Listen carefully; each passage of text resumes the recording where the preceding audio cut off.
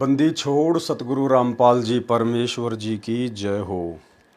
परम पिता परमात्मा सारी सृष्टि के रचनहार कुल मालिक असंख्य ब्रह्मांडों के स्वामी जगत गुरु तीनों लोकों में प्रवेश करके सबका भरण पोषण करने वाले राजाधिराज आत्माधार नाथों के नाथ देवों के देव महादेव सर्वेश्वर महेश्वर मृत्युंजय अजरो अमर आदि अनादि सनातनी प्रभु जगत पिता जगदीश्वर श्री श्री 1008 की उपाधि के वास्तविक अधिकारी अकाल मूर्त शब्द स्वरूपी राम वासुदेव सर्वगतम ब्रह्म परम पूज्य प्रथम पूज्य परम संत परम पुरुष परम धनी परम दयालु सत्य कबीर हक्का कबीर अल्लाह कबीर अल्लाह अकबर बाखबर अल्लाह ताला जगत के तारणहार जगत के मुक्तिदाता जगत के जगन्नाथ हारे के सहारे हिंदुओं के राम मुसलमानों के अल्लाह सिखों के वाहिगुरु ईसाइयों के मसीह दया के सागर दया निधि करुणा के सागर करुणा निधि स्वयंभू परिभू संकट मोचन कष्ट हरण मंगल करण दुख भंजन अविगत कबीर निर्विकार निर्विषम परमात्मा अलय अलेख सतगुरु आदि अनादि सतगुरु असली मर्यादा पुरुषोत्तम असली राम असली कृष्ण असली घनश्याम असली मुरारी राजाओं के राजा महाराजाओं के महाराजा शहंशाहों के शहंशाह सम्राटों के सम्राट भगवानों के भगवान अल्लाहों के अल्लाह प्रभुओं के प्रभु मसीहों के मसीह सच्चे वाहिगुरु बाबाओं के बाबा पीरों के पीर सेठों के सेठ जगत सेठ सावड़सा सेठ सर्वगुण संपन्न अनंत कोटि कलाओं के स्वामी अनंत कोटि ब्रह्मांडों के नायक योगियों में महायोगी ध्यानियों में महाध्यानी सिद्धों में परम सिद्ध ज्ञानियों में तत्व ज्ञानी ब्रह्म ज्ञानी महाज्ञानी परम ज्ञानी सर्वश्रेष्ठ ज्ञानी विज्ञानी युवा कबीर समरथ कबीर ऐ संवाद अमित ओजा सच्चे रहनुमा करीम अल्लाह सुबहान अल्लाह दुनिया के अंतिम पैगंबर 8 सितंबर 1951 से गांव धनाना जिला सोनीपत हरियाणा भारतवर्ष की पावन भूमि पे प्रकट रियल कल की भगवान श्री नारायण साकार हरि श्री बाबा साहेब गरीब निवाज संत श्रोमणी सतगुरु रामपाल जी परमेश्वर जी के चरण कमल में साध संगति से जुड़े हुए देश विदेश से हम सभी सत्सेवक भाई बहनों का अनंत कोटि दंडवत प्रणाम। सत्साई भाई और बहनों, बहुत बड़ी दया बहुत बड़ी मेहर पूज्य गुरुदेव भगवान की, जिनके शुभ आशीर्वाद से आप और हम सभी सत्सेवक भाई बहन भक्ति मार्ग पर तत्व ज्ञान को आधार बनाकर सतगुरु आशीर्वाद से निरंतर आगे की ओर बढ़ रहे हैं। भाई और बहनों, कबीर सागर के सरलार्थ के ऊपर जो कि गुरुदेव भगवान के कर कमल से लिखित है, अनुवादित है, वीडियो बनाने की श्रृंखला जारी है और पिछले वीडियो में हमने काफ़ी कुछ पढ़ा समझा और गुरुदेव भगवान के आशीर्वाद से अपने जीवन में धीरे धीरे लागू भी कर रहे हैं। भाई और बहनों, ये सभी पवित्र पुस्तकें पूर्ण परमेश्वर सतगुरु रामपाल जी के कर कमल से लिखित होने के कारण हमने इनको पढ़ना बहुत आवश्यक है। यदि हम नहीं पढ़ेंगे या अनपढ़ हैं, किसी और से नहीं सुनेंगे, तो हम कहीं न कहीं परमात्मा के दोषी बनते हैं, क्योंकि परमेश्वर ने लिखी हमारे लिए है तो पढ़नी भी हमें ही पड़ेंगी। भाई और बहनों, सन 2014 बरवाला कांड से पहले जब हम सतलोक आश्रम में पूज्य गुरुदेव जी के मुख कमल से सत्संग सुनने व आशीर्वाद लेने जाया करते थे और जब गुरुदेव भगवान सुबह या रात्रि के समय सत्संग किया करते थे, उस समय पांडाल में कुछ भक्तों की सेवा लगाई जाती थी पांडाल सेवादारों के तौर पर। उनका यही काम होता था कि यदि कोई भगत सो जाए या आपस में बातचीत कर रहे हैं तो उनको सावधान किया जाए कि भाई सामने गुरुदेव भगवान सत्संग कर रहे हैं। ऐसा परमात्मा क्यों करवाया करते थे? इसलिए क्योंकि गुरुदेव भगवान को पता है अपने विधान का, अपने संविधान का और इस काल के विधान का, कि जब कल को ये प्राणी धर्मराज के दरबार में जाएगा तो धर्मराज फिर इस आत्मा को दंडित करेगा कि भाई देख, पूर्ण परमात्मा सतलोक से सशरीर प्रकट होकर तेरे लिए दिन रात सत्संग कर रहा था और उस समय तू सत्संगों को ध्यान से ना सुनकर लोट पलोट मार रहा था, नींद ले रहा था, आपस में इधर उधर की बातें कर रहा था, तो उसका दंड फिर इस जीव आत्मा को दिया जाता है, यानी परमेश्वर को हल्के में लेने की सजा। ठीक इसी प्रकार भाई और बहनों, वर्तमान में गुरुदेव भगवान ने उसी पूर्ण परमेश्वर कबीर जी ने 8 सितंबर 1951 को गांव धनाना जिला सोनीपत हरियाणा की पवित्र भूमि पे प्रकट होकर और वर्तमान में हमारे लिए जितनी भी पुस्तकें अपने कर कमल से लिखी हैं, इन पुस्तकों को हमने ध्यान से पढ़ना या सुनना बेहद ज़रूरी है। अन्यथा यदि किसी कारण से हम सतलोक नहीं जा पाए तो फिर ये धर्मराज हमें दंडित अवश्य करेगा। तो भाई और बहनों, अब हम आगे बढ़ते हैं। पवित्र पुस्तक कबीर सागर का सरलार्थ आज हम पेज नंबर 108 से शुरू करेंगे। ज्ञान सागर का निष्कर्ष, यानी कबीर सागर में जो ज्ञान सागर नाम का अध्याय है उसका निष्कर्ष क्या है जो वर्तमान में हमारे मतलब का है। इस अध्याय में कुल 106 प्रश्न हैं। हमने मोती निकालने हैं। सागर भरा रहेगा। हमारे लिए मोती प्राप्त करना अनिवार्य तथा पर्याप्त है। प्रथम तो यह सिद्ध करना चाहूँगा कि अथाह सागर से मोती निकालना मेरे स्तर का कार्य नहीं था। यानी अपने आप को छुपाते हुए पूज्य गुरुदेव भगवान एक भगत की भूमिका में अपने गुरुदेव को प्राथमिकता देते हुए यहाँ पर इस प्रकार से बोल रहे हैं कि इस अथाह सागर से मोती निकालना अर्थात इतने बड़े कबीर सागर का चंद दिनों में सरलार्थ करके आपके कर कमलों में पेश करना ये मेरे स्तर का कार्य नहीं था। परमेश्वर हैं, इसमें कोई संशय नहीं है, लेकिन इस काल लोक में परमेश्वर जिस प्रकार से अपने आप को छुपाते हुए अन्य युगों में भी लीला करते हुए आए हैं, उसी प्रकार से आज भी अपने आप को छुपाते हुए ये बात कह रहे हैं। मैं रामपाल दास केवल 10वीं तक पढ़ा हूँ। उसके पश्चात 3 वर्ष का सिविल इंजीनियरिंग में डिप्लोमा किया और हरियाणा सरकार के सिंचाई विभाग में 17/2/1977 को जूनियर इंजीनियर जेई के पद पर नौकरी पर लगा। भाई और बहनों, परमेश्वर विद्वानों के विद्वान है, ज्ञानियों के ज्ञानी हैं। उनको ये काल लोक की पढ़ाई पढ़ने की आवश्यकता नहीं पड़ती है। ये काल लोक की पढ़ाई तो 2 टाइम की रोजी रोटी के लिए और सामाजिक स्तर पर थोड़ा बहुत ज्ञान प्राप्त करने के लिए आप और हमारे जैसे 2 कोटि के जीवों को आवश्यकता पड़ती है। विद्वान आम भाषा में उन लोगों को कह दिया जाता है जो कोई बहुत अच्छी खासी संस्कृत बोलने लग जाता है, बहुत अच्छी खासी इंग्लिश बोलने लग जाता है। जबकि भाई और बहनों, विद्वान की परिभाषा गुरुदेव भगवान ने बताई कि जिसको अंग्रेजी आती है उसको चाइनीज़ भाषा नहीं आती, जिसको चाइनीज़ भाषा आती है उसको बंगाली नहीं आती, उसको अन्य देश की भाषा नहीं आती, तो वो व्यक्ति विद्वान नहीं कहा जा सकता। जिस व्यक्ति को 2, 5, 10, 20, 25 भाषाओं का ज्ञान है उस व्यक्ति को विद्वान नहीं कहा जा सकता। विद्वान तो केवल पूरी सृष्टि में एक ही है जिसे जगत गुरु कहते हैं, स्वयं कबीर परमात्मा, जो वर्तमान में सतगुरु रामपाल जी के रूप में धरती पे प्रकट हैं। ये विद्वानों के विद्वान हैं, ज्ञानियों के ज्ञानी हैं, तत्व ज्ञानी हैं, ये सर्वज्ञ हैं, ये इस अखिल ब्रह्मांड के कण कण की जानकारी रखते हैं। इसलिए सकल सृष्टि में परमेश्वर के अलावा यानी सतगुरु के अलावा दूसरा अन्य कोई विद्वान नहीं होता है। ये काल लोक की पढ़ाई तो परमात्मा ने आप और हम तुच्छ प्राणियों को यहाँ का ये ज्ञान समझाने के लिए इस काल लोक के हिसाब से लीला करते हुए पढ़नी पड़ी। अन्यथा ना ही तो परमेश्वर को डिप्लोमा करने की आवश्यकता पड़ती है और ना ही परमेश्वर को ये काल लोक की नकली पढ़ाई पढ़ने की जरूरत पड़ती है। मैं रामपाल दास केवल 10वीं तक पढ़ा हूँ। उसके पश्चात 3 वर्ष का सिविल इंजीनियरिंग में डिप्लोमा किया और हरियाणा सरकार के सिंचाई विभाग में 17 फरवरी 1977 को जूनियर इंजीनियर जेई के पद पर नौकरी लगा। 17 फरवरी 1988 को परम पूज्य गुरुदेव स्वामी राम देवानंद जी से दीक्षा प्राप्त हुई। फिर मार्च 1994 को गुरुदेव ने गुरुपद प्रदान किया। जबकि भाई और बहनों, आप और हमें अच्छे से पता है कि सतगुरु रामपाल जी स्वयं ही पूर्ण ब्रह्म परमात्मा है, कबीर देव हैं और कबीर परमेश्वर को या किसी से भी सत्संग करने की या नाम दीक्षा आगे देने की इजाज़त लेने की आवश्यकता नहीं पड़ती है। ये तो केवल परमात्मा सांसारिक दृष्टि में, लोक दिखावे में, अगर कल को कोई व्यक्ति इस प्रकार का सवाल उनके भक्तों से करे कि भाई आपके गुरुदेव के गुरु कौन हैं, उनको आगे सत्संग करने और नाम दीक्षा देने का अधिकार कैसे और कहाँ से प्राप्त हुआ, तो सांसारिक दृष्टि से हम उन लोगों को समझा सकें। इसीलिए अन्यथा सतगुरु रामपाल जी परमेश्वर स्वयं कबीर भगवान हैं और कबीर भगवान को सत्संग करने की और आगे नाम दीक्षा देने की किसी भी 21 ब्रह्मांड के प्राणी से इजाज़त लेने की आवश्यकता नहीं पड़ती है।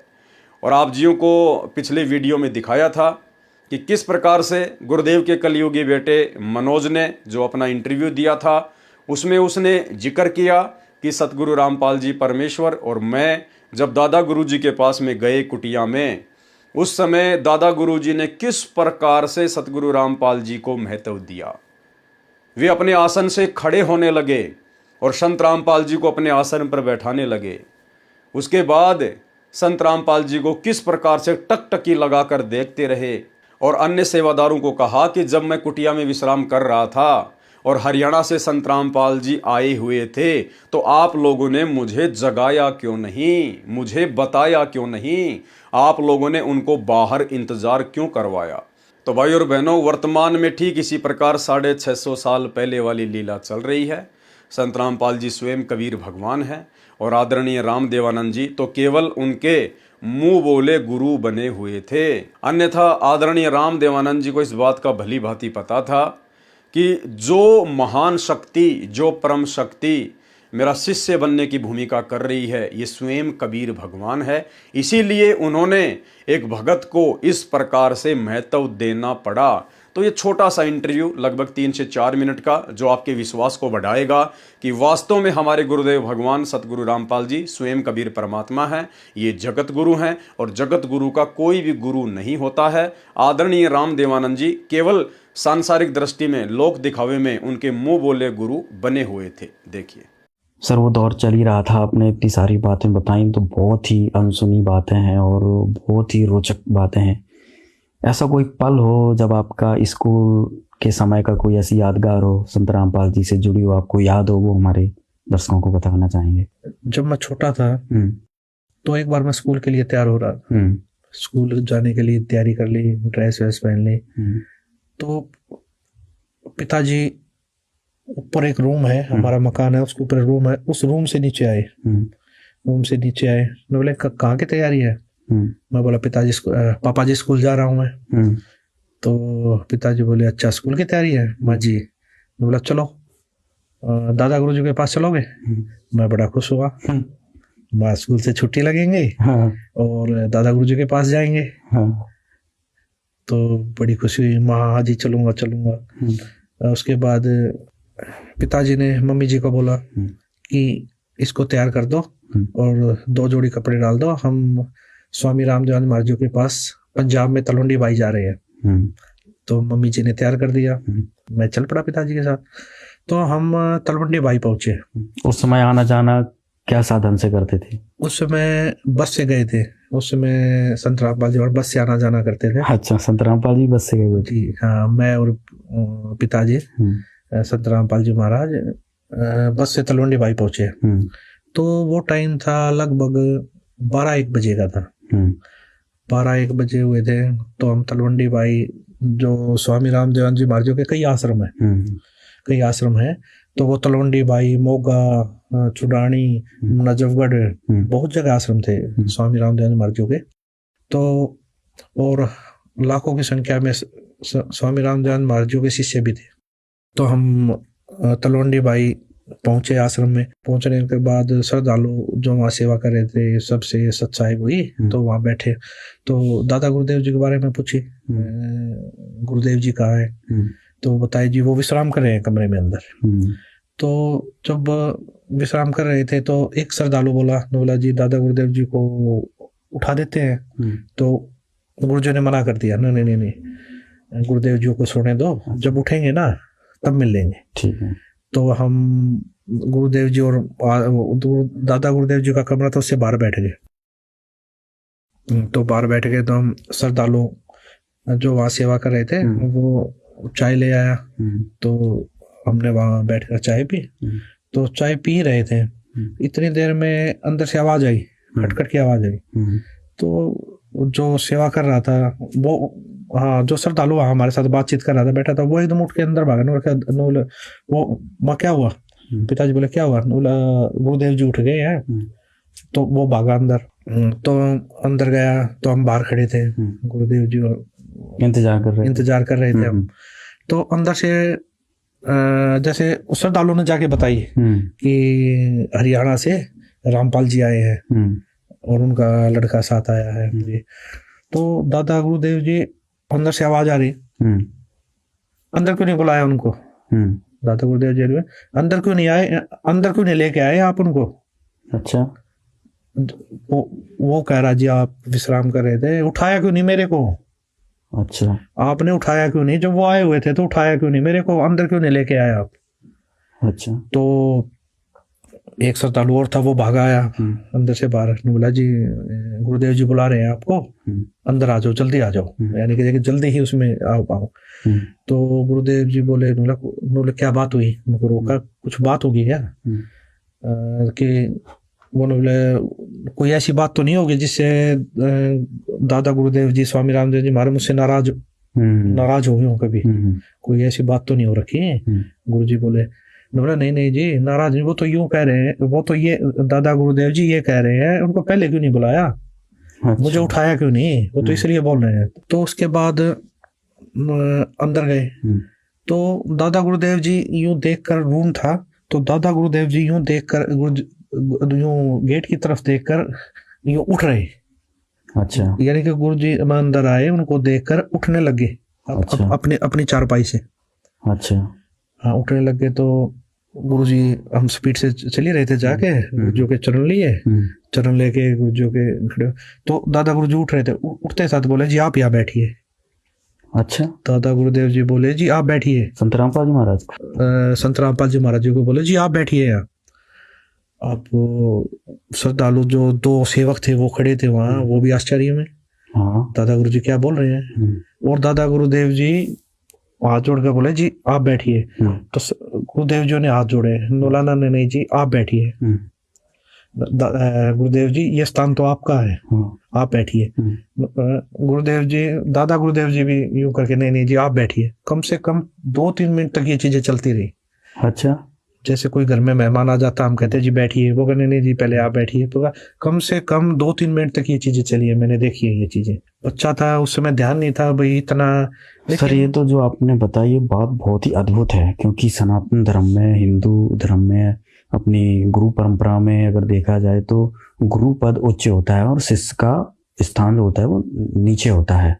आज इस प्रकार से आप एक घटना का जिक्र कर रहे हैं, तो स्वामी जी अपने चारपाई पे संत रामपाल जी महाराज को बिठाने के लिए बोल रहे हैं। जी जी, ये चीजें मुझे भी, चलो उस समय बचपना था इतनी समझ में, लेकिन आंखों के सामने ये चीजें चल तो रही थी।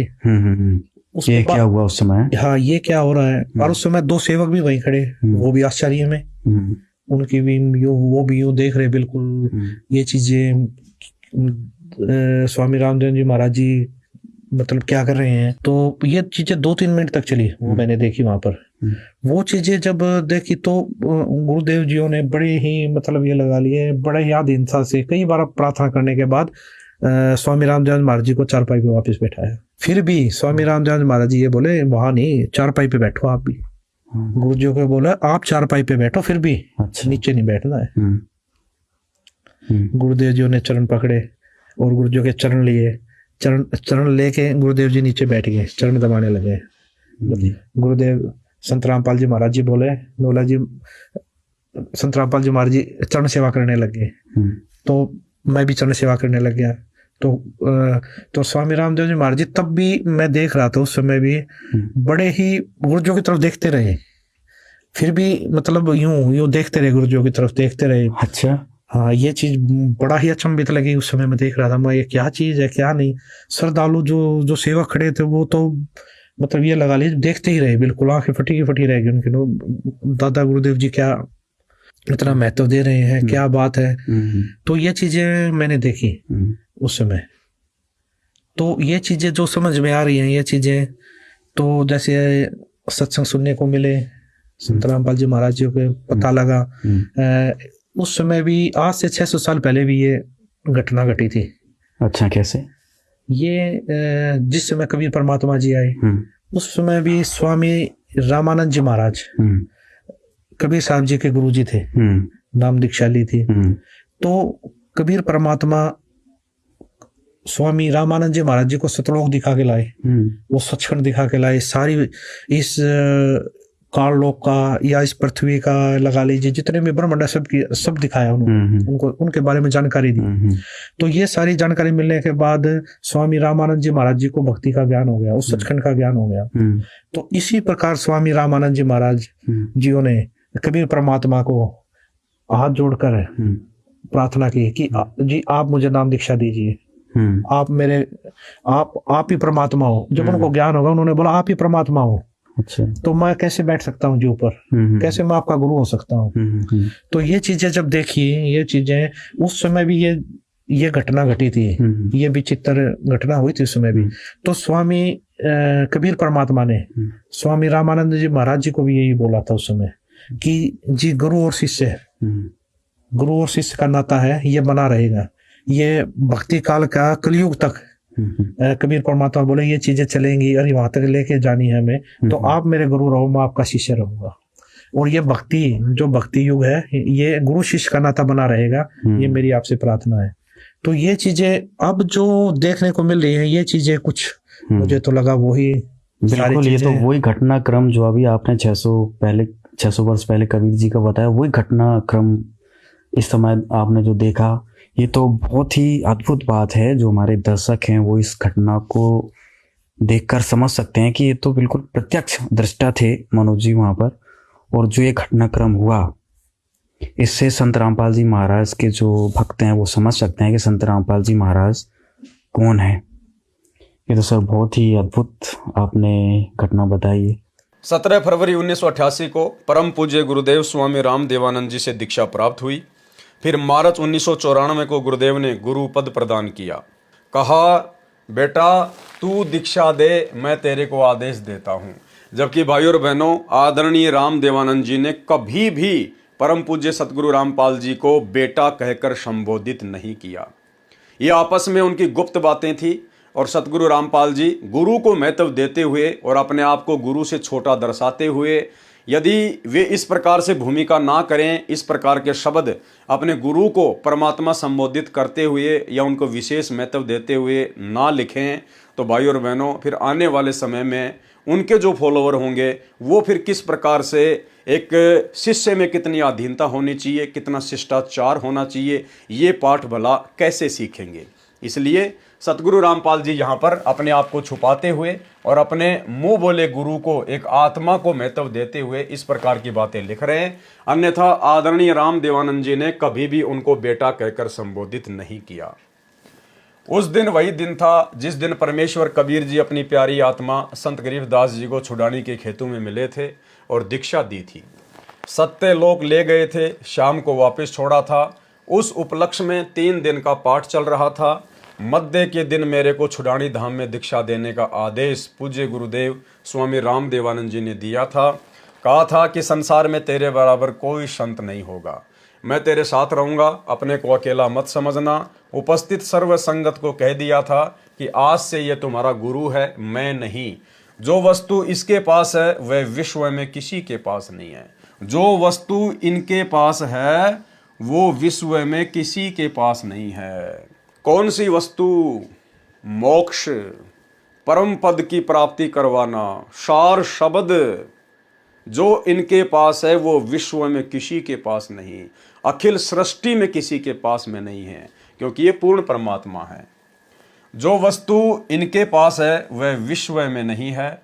उस दिन के बाद से ये दास दीक्षा देने लगा। नौकरी करते करते छुट्टी लेकर तथा शनिवार रविवार की छुट्टियों में पाठ भी करता, सत्संग भी करता था।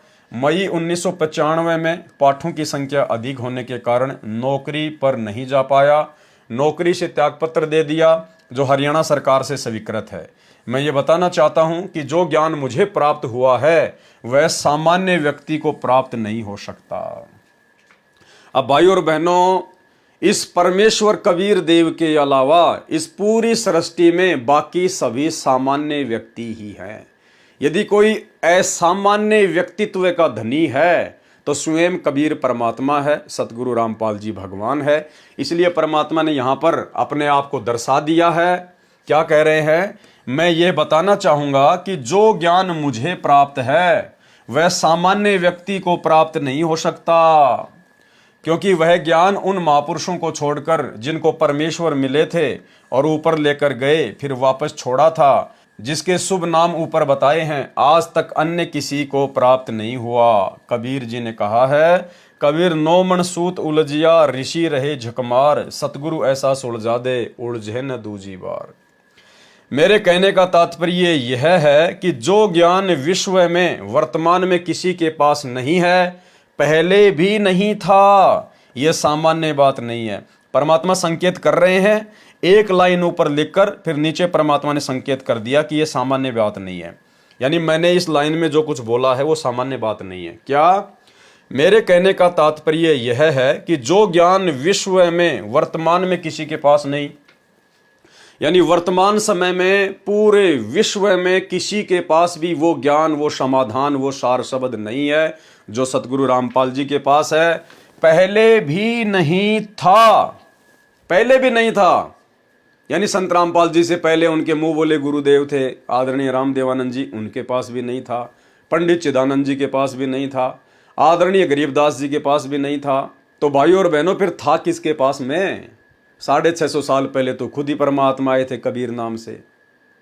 उस समय ये पूरा ज्ञान देना नहीं था। और कह रहे हैं कि वर्तमान में ये ज्ञान किसी के पास नहीं है और ना पहले था। इसका मतलब भाई और बहनों, सतगुरु रामपाल जी खुद ही कबीर भगवान है। और कबीर भगवान के अलावा ये ज्ञान ना तो वर्तमान में किसी के पास हो सकता, ना आगे किसी के पास होगा और ना पहले किसी के पास में हुआ था।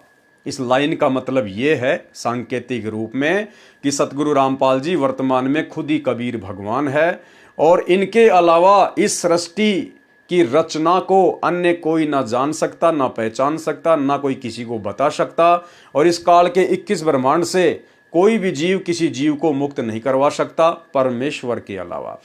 तो यहाँ पे गुरुदेव ने ये बातें कहकर अपने आप को कबीर परमात्मा साबित कर दिया है।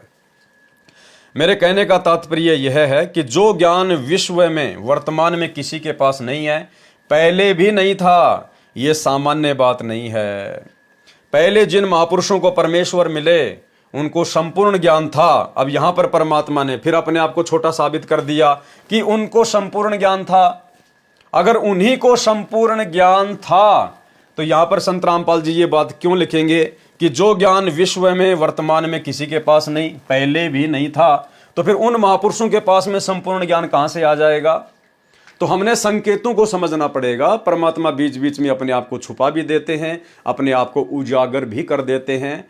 और इन पॉइंटों को पकड़ने के लिए ही परमात्मा ने हमें सत्संग सुनाए हैं, तत्व ज्ञान दिया है और साध संगति से जोड़ दिया है।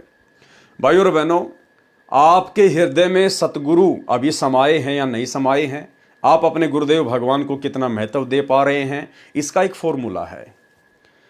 जब भी हम कोई लेख अपने पूज्य गुरुदेव के कर कमल से लिखित पढ़ेंगे, जैसे उनके द्वारा लिखी गई कोई पुस्तक, और यदि हमें उनके कर कमल से लिखी गई पुस्तक में ऐसी ऐसी गूढ़ बातें, रहस्यमयी बातें सुनकर यदि दृढ़ विश्वास हो जाता है कि इसमें कोई मीन मेख नहीं है, गुरुदेव ने जो कह दिया फाइनल, यानी हमें वेद, गीता, कुरान, पुराण, बाइबल पर भी इतना विश्वास नहीं होगा जो हमें अपने गुरुदेव भगवान के कर कमल से लिखित लेख पर होगा, तो समझिए आपके हृदय में आपके गुरुदेव भगवान समाये हुए हैं। यानी आपके लिए आपके गुरुदेव भगवान के अलावा अन्य कोई भी देवी देवता या महापुरुष वो महत्व नहीं रखता जो महत्व आपके लिए आपके गुरुदेव भगवान रखते हैं। ये पहचान है भाई और बहनों। यानी हम गीता में कोई बात पढ़ें, वेदों में कोई बात पढ़ें, कोई गूढ़ रहस्य निकल के आए, तो हमें इतनी खुशी और इतनी प्रसन्नता नहीं होगी जितनी खुशी और प्रसन्नता हमें अपने गुरुदेव के कर कमल से लिखित उन पवित्र पुस्तकों में जब मिलेगी, हम पढ़ेंगे और उस समय हमें जो अपार खुशी होगी, हमारे अंदर जो विश्वास पैदा होगा, तो ये पहचान होती है अपने गुरुदेव को ही परमात्मा मानने की। मेरे कहने का तात्पर्य यह है कि जो ज्ञान विश्व में वर्तमान में किसी के पास नहीं है, पहले भी नहीं था, ये सामान्य बात नहीं है। पहले जिन महापुरुषों को परमेश्वर मिले थे उनको संपूर्ण ज्ञान था, परंतु उनको संपूर्ण दीक्षा देने का आदेश नहीं था। वह संपूर्ण आध्यात्मिक ज्ञान तथा संपूर्ण दीक्षा मंत्र देने का अधिकार मुझ दास को मिला है, क्योंकि वो संपूर्ण अधिकार इस अखिल सृष्टि में केवल कबीर परमेश्वर को ही हो सकता है।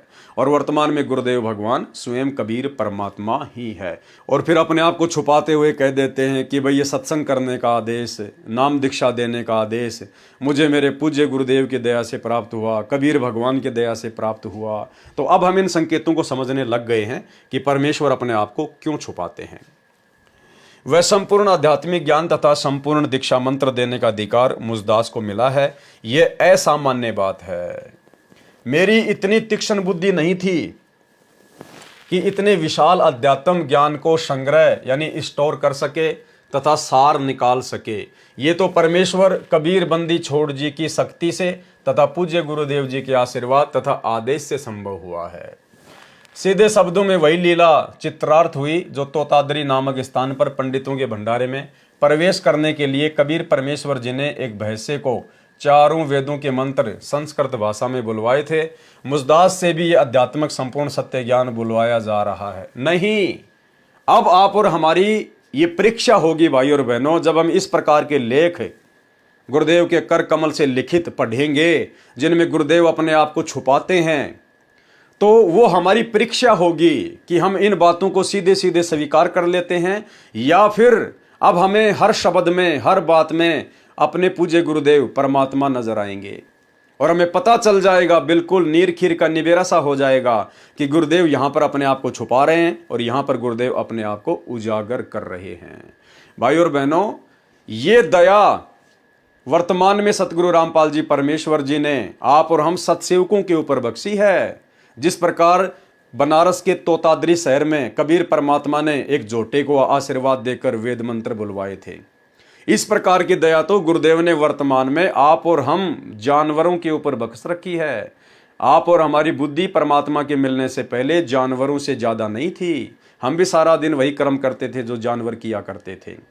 फिर परमेश्वर ने हमें अपनी शरण में लिया, ज्ञान को समझने की बुद्धि प्रदान की, धीरे धीरे हमें आगे बढ़ाया अध्यात्म में, फिर अपनी पहचान करवाई।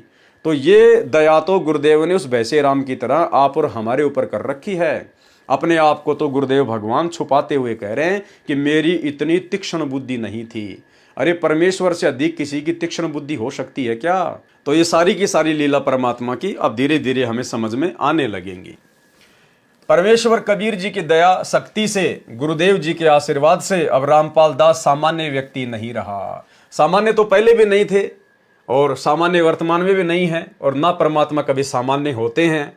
ये तो आप और हमको परमात्मा ने असामान्य बना दिया, अपने भक्तों को आम जगत के लोगों से असामान्य बना दिया परमात्मा ने। परमेश्वर तो असामान्य ही होते हैं। परमेश्वर कबीर जी की दया शक्ति से, गुरुदेव जी के आशीर्वाद से अब रामपाल दास सामान्य व्यक्ति नहीं रहा, संत विशेष की श्रेणी में हो गया है। संत बोले सहज सुभाए, संत का बोला निष्फल ना जाए। यानी जो पूर्ण संत होता है, यदि वो नॉर्मल बातचीत करते समय भी अपने मुख से कोई बातें निकाल देता है तो भी वो असामान्य बात नहीं होती, वो पत्थर की लकीर होती है। साध वचन पलटे नहीं, चाहे पलट जाएं ब्रह्मांड। ज्ञान सागर का सार पेज नंबर 1 पर सर्वप्रथम कुछ नाम लिखे हैं जिनसे स्पष्ट है कि पवित्र कबीर सागर पर धनी धर्मदास जी के बिंद यानी पुत्र वंशावली का प्रभाव रहा है। यदि कुछ कांट छांट मिलावट या बनावटी वाणी काटी या लिखी है तो यह श्रेय धर्मदास जी के गद्दी वाले महंत साहिबानों को ही जाता है। यानी कबीर सागर का जितना भी बेड़ा गर्क किया है, जितनी भी वाणियां अपने मन मुखी मते से उसमें जोड़ी है या निकाली है, ये सारा का सारा कार्य काल प्रेरणा से धर्मदास जी की गद्दी वालों ने किया है। सौरठा बूझो संत विवेक करी सत्य नाम सार, सतगुरु का आदेश ये है उतरो भवजल पार। सुमरो मनचित एक करी सतगुरु दीन दयाल। यथार्थ वाणी क्या है जो गुरुदेव भगवान बता रहे हैं? सुमरो मनचित एक करी सतगुरु करे निहाल, अगम शब्द परमाण इमी छेड़ सके नहीं काल। बंदी छोड़ दयाल प्रभु बंदो गुरु पद पंकज, देत दान जो मुक्ति फल तुम चरणन मम रंज। मुक्ति भेद में कहूँ विचारी ताको नहीं जानत संसारी। बहु आनंद होत तेहि ठाहूं शोक रहित अमरपुर जाऊं। तय वहाँ रोग शोग नहीं कोई क्रीड़ा विनोद करे सब कोई। चंद न सूर दिवस न राति वर्ण भेद नहीं जाति अजाति। तहाँ वहाँ जरा मरण नहीं होई बहु आनंद करे सब कोई। पुष्पक विमान सदा उजियारा अमृत भोजन करत आहारा। काया सुंदर ताही परमाना उदित हुए जनु सोडस भाना। इतनो एक हंस उजियारा सोबित ऐसे जानू गगन में तारा। विमल बांस तहाँ बिगलाई योजन चार लग सुबांस उड़ाई। सदा मनोहर छत्र सिर छाजा बूझ न परे रंक और राजा। नहीं तहाँ काल वचन की खानी अमृत वचन बोले भलवानी। आलस निंद्रा नहीं प्रकाशा बहुत प्रेम सुख करे विलसा। साखी अस सुख है हमरे घरे, कहे कबीर समुझाए, सत शब्द को जान के अस्थिर बैठे जाए। अब परमेश्वर ने सतलोक के आनंद के विषय में, सतलोक के सुख के विषय में जो इन वाणियों में वर्णन किया है, अब इसका खुलासा करेंगे। भावार्थ, परमेश्वर कबीर जी ने अपने प्रिय भगत धर्मदास जी को बताया कि जिस तरह मुक्ति हो सकती है वह भेद बताता हूँ, और उस मुक्ति को प्राप्त हंस वहाँ चले जाते हैं जहाँ कोई रोग नहीं, कोई शोक नहीं, वहाँ पर सब आत्माएं आनंद से खेलती हैं, अर्थात सुख में जीवन जीते हैं। वहाँ पर कोई चांद सूर्य नहीं है, वहाँ पर वह सतलोक स्वयं प्रकाशित है। सत्य पुरुष के एक रोम का प्रकाश करोड़ों सूर्यों तथा चंद्रमाओं से अधिक है। वहाँ एक हंस यानी मानव के शरीर का प्रकाश 16 सूर्यों जितना है। वहाँ जाति भेद भी नहीं है। वहाँ हमारे सतलोक में जरा मरण नहीं है, सदा युवा रहते हैं, मृत्यु नहीं है। सर्व भक्तों, स्त्री तथा पुरुष का शरीर सुंदर है, और 16 सूर्यों जितना प्रकाश एक भगत के शरीर का है, तथा भगतमती के शरीर का प्रकाश भी 16 सूर्यों के प्रकाश के समान है। सतलोक में सितारों की तरह चमक रहे हैं। सतलोक में सुगंध उठ रही है जो 4 योजन यानी 48 किलोमीटर तक जाती है। एक योजन में 4 कोस, एक कोस में 3 किलोमीटर, इस प्रकार एक योजन में 12 किलोमीटर, 4 योजन में 48 किलोमीटर हुए। सतलोक में प्रत्येक भगत के पास पुष्पक विमान है। श्री रामचंद्र जी सीता को लेकर लंका से आए थे, वे पुष्पक विमान में आए थे। वैसा विमान सत्यलोक में प्रत्येक हंस आत्मा के पास है। प्रत्येक भगत तथा भगतमती के सिर पर छत्र शोभा करता है। वहाँ कोई निर्धन और कोई रंक का भेद नहीं है। वहाँ सतलोक में काललोक के प्राणियों के तरह कराल वचन कोई नहीं बोलता। सदा अमृत जैसी मीठी बोली भली भाषा में बोलते हैं। उस लोक में आलस्य निंद्रा नहीं है, बहुत सुखी हैं, बहुत प्रेम से रहते हैं। परमेश्वर कबीर जी ने कहा है कि हमारे घर सतलोक में ऊपर वर्णित सुख हैं। जिनके पास सत्य शब्द यानी सतनाम है वह उस लोक में स्थायी निवास प्राप्त करता है। पेज नंबर 3 से 27 तक सृष्टि की उत्पत्ति का ज्ञान है, परंतु काट छांट कर लिखा है। वास्तविक ज्ञान पूर्व में लिख दिया है, वहां से ग्रहण करें। पेज नंबर 27 से 51 तक श्री रामचंद्र तथा श्री कृष्ण जी की लीला बताई है और सिद्ध किया है कि यह सब ज्योति निरंजन का षड्यंत्र है। पहले तो अपने अवतारों को शक्ति दे देता है, फिर उनसे पाप करवाता है, फिर उनसे वह शक्ति छीन लेता है। उनका अंत भी बुरा होता है। जब इसी लोक में ऐसी गति हुई तो ऊपर के लोक में क्या मिलेगा। ठीक इसी प्रकार भाई और बहनों, वर्तमान में सतगुरु रामपाल जी के भक्तों की, उन भक्तों की जो सतलोक आश्रमों से जुड़े हुए हैं, संत रामपाल जी के काल प्रेरित कलयुगी परिवार के पीछे आंख बंद करके चल रहे हैं, जो इन सतलोक आश्रमों में जाते हैं, इनको पात्रों को ज्योति पाठ और दान का पैसा देते हैं, गुरुदेव के ज्ञान को आधार बनाकर भक्ति नहीं करते हैं, इन तमाम लोगों की वर्तमान में मर्यादा खंडित होने के कारण जिस प्रकार से अकाल मृत्यु हो रही है और सतलोक आश्रम की तरफ से पीला पर्चा निकाल दिया जाता है, चाहे कोई एक्सीडेंट में मरे, चाहे कोई बिजली से करंट लग के मरे, चाहे कोई पंखे से फांसी खाकर मरे, चाहे कोई जहर खाकर मरे, जिस प्रकार से सतलोक आश्रमों से जुड़े हुए कोऑर्डिनेटर वर्तमान में मर रहे हैं। तो संगत को भ्रमित करते हुए सतलोक आश्रमों की तरफ से एक पीला पर्चा वायरल कर दिया जाता है कि वो तो परमात्मा के सैनिक थे और वो तो सतलोक चले गए, वीर गति को प्राप्त हुए। लेकिन यहां परमात्मा स्पष्ट कर रहे हैं भाई और बहनों, श्री राम और श्री कृष्ण जी का उदाहरण देते हुए कि उनका अंत भी बुरा होता है। जब इसी लोक में ऐसी गति हुई तो ऊपर के लोक में क्या होगा। जब संत रामपाल जी से उपदेश प्राप्त करने के बाद जिन जिन लोगों की मर्यादा खंडित है, जो सतलोक आश्रमों से जुड़े हुए हैं, जब यहीं पर उनकी ऐसी दर्दनाक अकाल दुर्गति से मौत हो रही है तो भला वो सतलोक में कैसे जा सकते हैं। अरे गुरुदेव भगवान ने अपने सत्संग में बताया कि मेरे भगत के तो काल निकट भी नहीं आ सकता, निकट भी। और गुरुदेव ने बताया यदि भक्तों की मौत भी अन्य जगत वालों की तरह होगी तो भला फिर भक्ति का फायदा क्या। सुनिए, परमात्मा कहते हैं भाई कहाँ जन्मे कहाँ पाले पोसे और खूब लड़ाए लाडे, ना बेरा इस देह के कहाँ खड़ेंगे हाडे। ना जर बेरा कित मारेगा काल। कबीर कहाँ गर्बियो ये काल गह करके से, ना बेरा कित मारेगा यो के घर के परदेश। कहते हैं के फूला फिर ऐसे छोटे से नकली सुख मान रहा तू, और काल जो है तेरे बाल पकड़ेगा। काल गह कर केश, कर माने हाथ, केस माने बाल, और ना बेरा कित मारेगा के घर के परदेश। अब आपने उस आंध्र प्रदेश के मुख्यमंत्री की स्थिति देखी, ने कहा रहे किसी जगह मारेगा काल की तो पानी पैनी अभी ना पावे, वहाँ पटका ठा के 3 दिन मत नो बेरा पट्टा पड़ा कहाँ पर है। तो पुण्यात्माओं, बात ये नहीं कि वो मर गए इस तरीके से, लेकिन जो थोड़े से जिनको हम बड़े व्यक्ति मानते हैं उनकी दुर्गति होती दिखे ना, जब ये मन पापी ठीक ठिकाना आ जाता है। आम आदमी तो रोजमर्रा है उसकी तो चिंता नहीं, मानते नहीं। ऐसे जो जिनको हम सुप्रीम पावर माना थे, मुख्यमंत्री बिरानी के पहाड़ मानते थे हम बिना ज्ञान में, और उसकी के दुर्गति हुई। कहते हैं जो भक्ति नहीं करता उनके ये बिरान माटी होंगी, और जो परमात्मा का नाम लेता है उनके साथ ऐसा नहीं होगा, ये गारंटीड बात है। और जो परमात्मा का नाम लेता है उनके साथ ऐसा नहीं होगा, ये गारंटीड बात है। और जो परमात्मा का नाम लेता है उनके साथ ऐसा नहीं होगा, ये गारंटीड बात है। अगर इतना भी अंतर नहीं है तो फिर भगवान की आवश्यकता ही समाप्त हो जाती है। ध्रुव प्रहलाद मीराबाई के इतिहास देख लो। मीराबाई को विष पिलाया गया था, विष भी अमृत बन गया उस परमात्मा की भक्ति और शक्ति से। इसलिए पुण्यात्माओं, आपको जो ये क्रिया कर रहे हैं आपका घनी काम आओगी। अब तो आपको ना इतना महसूस हो रहा है, लेकिन आने वाले समय में कहते हैं कल्पे कारण कौन है, कर सेवा अपनी काम, और मन इच्छा फल देऊंगा जो पड़े मेरे ते काम।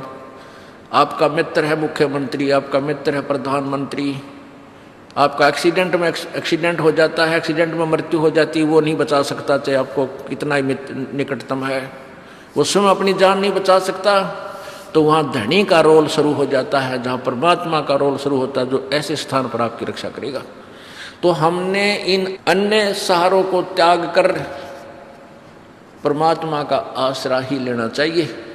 उनका अंत भी बुरा होता है, जब इसी लोक में ऐसी गति हुई तो ऊपर के लोक में क्या मिलेगा। श्री राम जी ने अंत में अपने पुत्रों लव तथा कुश से पराजित होकर शर्म के मारे सरयू नदी में समाधि लेनी पड़ी, यानी अपनी जीवन लीला सरयू नदी में छलांग लगाकर समाप्त की। यानी श्री रामचंद्र जी दशरथ पुत्र अंत में सरयू नदी में डूब के मरे, डूब के। ऐसी दुर्गति से उनकी मृत्यु हुई। पहले बाली तथा रावण जैसे योद्धाओं को मार डाला था। यही दशा श्री कृष्ण जी की हुई थी। उनकी आंखों के सामने उनका पूरा यादव कुल नष्ट हो गया था, तथा श्री कृष्ण जी के पैर में विषाक्त यानी जहर लगा हुआ तीर एक बालिया नामक शिकारी ने मारा, जिससे उनकी मृत्यु हुई। श्री कृष्ण जी ने बाली को त्रेता युग में वृक्ष की ओट लेकर मारा था, उसी आत्मा ने शिकारी बनकर अपना बदला लिया। पेज नंबर 52 से 53 तक सुदर्शन सुपच द्वारा पांडवों की यज्ञ पूर्ण करने का वर्णन है, परंतु पूर्ण रूप से गलत लिखा है। पूर्ण वर्णन आगे बताया जाएगा। पेज नंबर 53 से 70 तक कबीर परमेश्वर जी का सतयुग, त्रेता युग, द्वापर में सत सुकृत, मुनिंदर तथा करुणामय नाम से प्रकट होने वाला प्रकरण है, जो बिल्कुल ऊट पटांग तरीके से बताया है।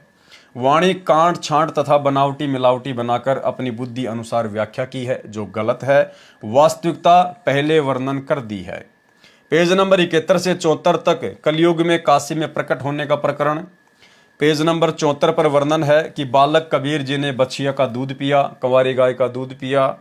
पेज नंबर 75 से 76 रामानंद जी से गुरु दीक्षा लेना आदि आदि का वर्णन है। पेज नंबर 76 पर सिकंदर राजा को अपनी शरण में लेने वाला प्रकरण है। उपरोक्त प्रकरण कबीर चरित्र बोध में भी है। यथार्थ कबीर जी की लीला इस अध्याय में संपूर्ण नहीं है। पेज नंबर 76 से 86 तक रत्ना को मिलना तथा अन्य जानकारी है, जो ज्ञान प्रकाश में बताई जा चुकी है। पेज नंबर 86 पर 8 कमलों की जानकारी है। पेज नंबर 88 से 97 तक सामान्य ज्ञान है, जो ज्ञान प्रकाश में बताया जा चुका है। पेज नंबर 97 से 106 तक अस्पष्ट वर्ण है। इससे अधिक स्पष्ट ज्ञान पहले ज्ञान प्रकाश में धर्मदास को शरण में लेने वाले प्रकरण में पढ़े। विशेष जैसा कि ज्ञान सागर के सार के प्रारंभ में लिखा है कि कबीर सागर धनी धर्मदास जी द्वारा लिखा था, वह हस्तलिखित था। बहुत अधिक बड़ा होने के कारण से किसी महंत ने उसमें से अपने विवेक के अनुसार कुछ कुछ वाणी लेकर कुछ अपनी बनावटी बना मिलाकर ज्ञान सागर बनाया है। इसी प्रकार अन्य कई अध्यायों में यही देखने को मिला है। बाद में स्वामी युगलानंद जी भारत पथिक कबीर पंथी ने उन सर्व अध्यायों को कुछ संशोधित करके एक कबीर सागर का रूप दे दिया गया, जो अपने को वर्तमान में उपलब्ध है। इसलिए ज्ञान सागर में कोई भिन्न ज्ञान नहीं है, ये ज्ञान अन्य अध्यायों में विस्तार के साथ है। उदाहरण ज्ञान सागर में प्रकरण है कंवारी गाय बछिया के दूध से परमेश्वर कबीर जी की परवरिश। वाणी इस प्रकार है। कबीर जी का काशी में प्रकट होना। यहां पर नूरी गलत लिखा है, नूरी नहीं नीरू को मिलने की कथा है। यह कुछ प्रकरण ठीक व कुछ गलत है, विवेचन करता हूं। अब सत्य क्या है वो सतगुरु रामपाल जी परमेश्वर जी लिख रहे हैं। पेज नंबर 73-74 से वास्तव में नीरू तथा उसकी पत्नी नीमा द्वापर युग में सुदर्शन सुपच के माता पिता वाली आत्माएं थी। नीरू और नीमा, जिनको कलयुग के प्रथम चरण में परमेश्वर कबीर जी के शिशु रूप में पालन पोषण का सौभाग्य मिला।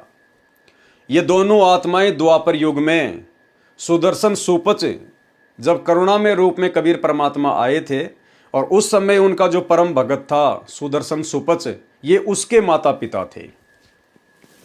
उस समय परमेश्वर कबीर जी करुणामय नाम से प्रकट थे। सुदर्शन जी का जन्म वाल्मीकि जाति में हुआ था। सुदर्शन जी को पूर्ण विश्वास हो गया था कि करुणामय स्वयं पूर्ण परमेश्वर हैं।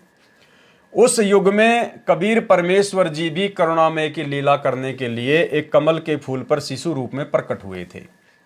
उनको एक वाल्मीकि दंपत्ति अपने घर ले गए थे। वे निसंतान थे। कालू नाम से वाल्मीकि के घर परवरिश होने के कारण परमेश्वर करुणामय वाल्मीकि कहलाए। कालू की पत्नी का नाम गोदावरी था।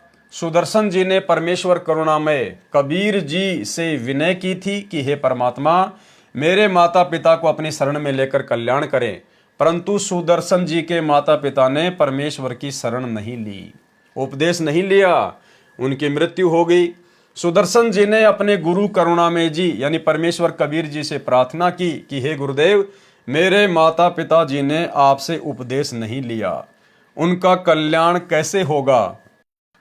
मैं बहुत चिंतित हूं। तब परमेश्वर कबीर जी ने विचार किया कि माता पिता के मोह में भगत भी मोक्ष प्राप्त नहीं कर पाएगा। जहां आशा तहां बासा होई, मन कर्म वचन सुमरियो सोई। भाई और बहनों, ये इस प्रकार के उदाहरण आप और हमारे लिए बहुत ही काम के हैं। इन कथाओं के माध्यम से परमात्मा अपने बहुत सारे प्रयोजन पूरे करते हैं, लोगों को सामान्य ज्ञान भी समझाते हैं, और जिन भक्तों को परमात्मा ने सतलोक में बैठाना होगा उन आत्माओं को परमात्मा दृढ़ भी करना चाहते हैं। भाई और बहनों, गुरुदेव ने कहा कि द्वापर युग में जब परमात्मा करुणामय नाम से आए थे तो सुदर्शन सुपच उनको पहचान चुका था कि ये पूर्ण परमात्मा है। देखो, पहचान होने के बाद भी ज्ञान की कमी के चलते, विश्वास की कमी के चलते और सुदर्शन सुपच के मन में कमजोरी आ गई और अंत में उनको अपने माता पिता के आत्म कल्याण की चिंता सताने लगी और उन्होंने कहा कि हे गुरुदेव, मेरे माता पिता ने आपसे उपदेश नहीं लिया, उनका कल्याण कैसे होगा? तो परमेश्वर ने सोचा कि ये अपना काम खराब करेगा, माता पिता के चक्कर में अपना बेड़ा गर्क करेगा। तो भाई और बहनों, वर्तमान में ये गलती आप और हम भगत भाई बहनों ने बिल्कुल भी नहीं करनी है, क्योंकि ये कलयुग की बिचली पीढ़ी का समय है। उस सुदर्शन सुपच को तो परमात्मा फिर से संभाल लेंगे, क्योंकि वो द्वापर की बातें थी।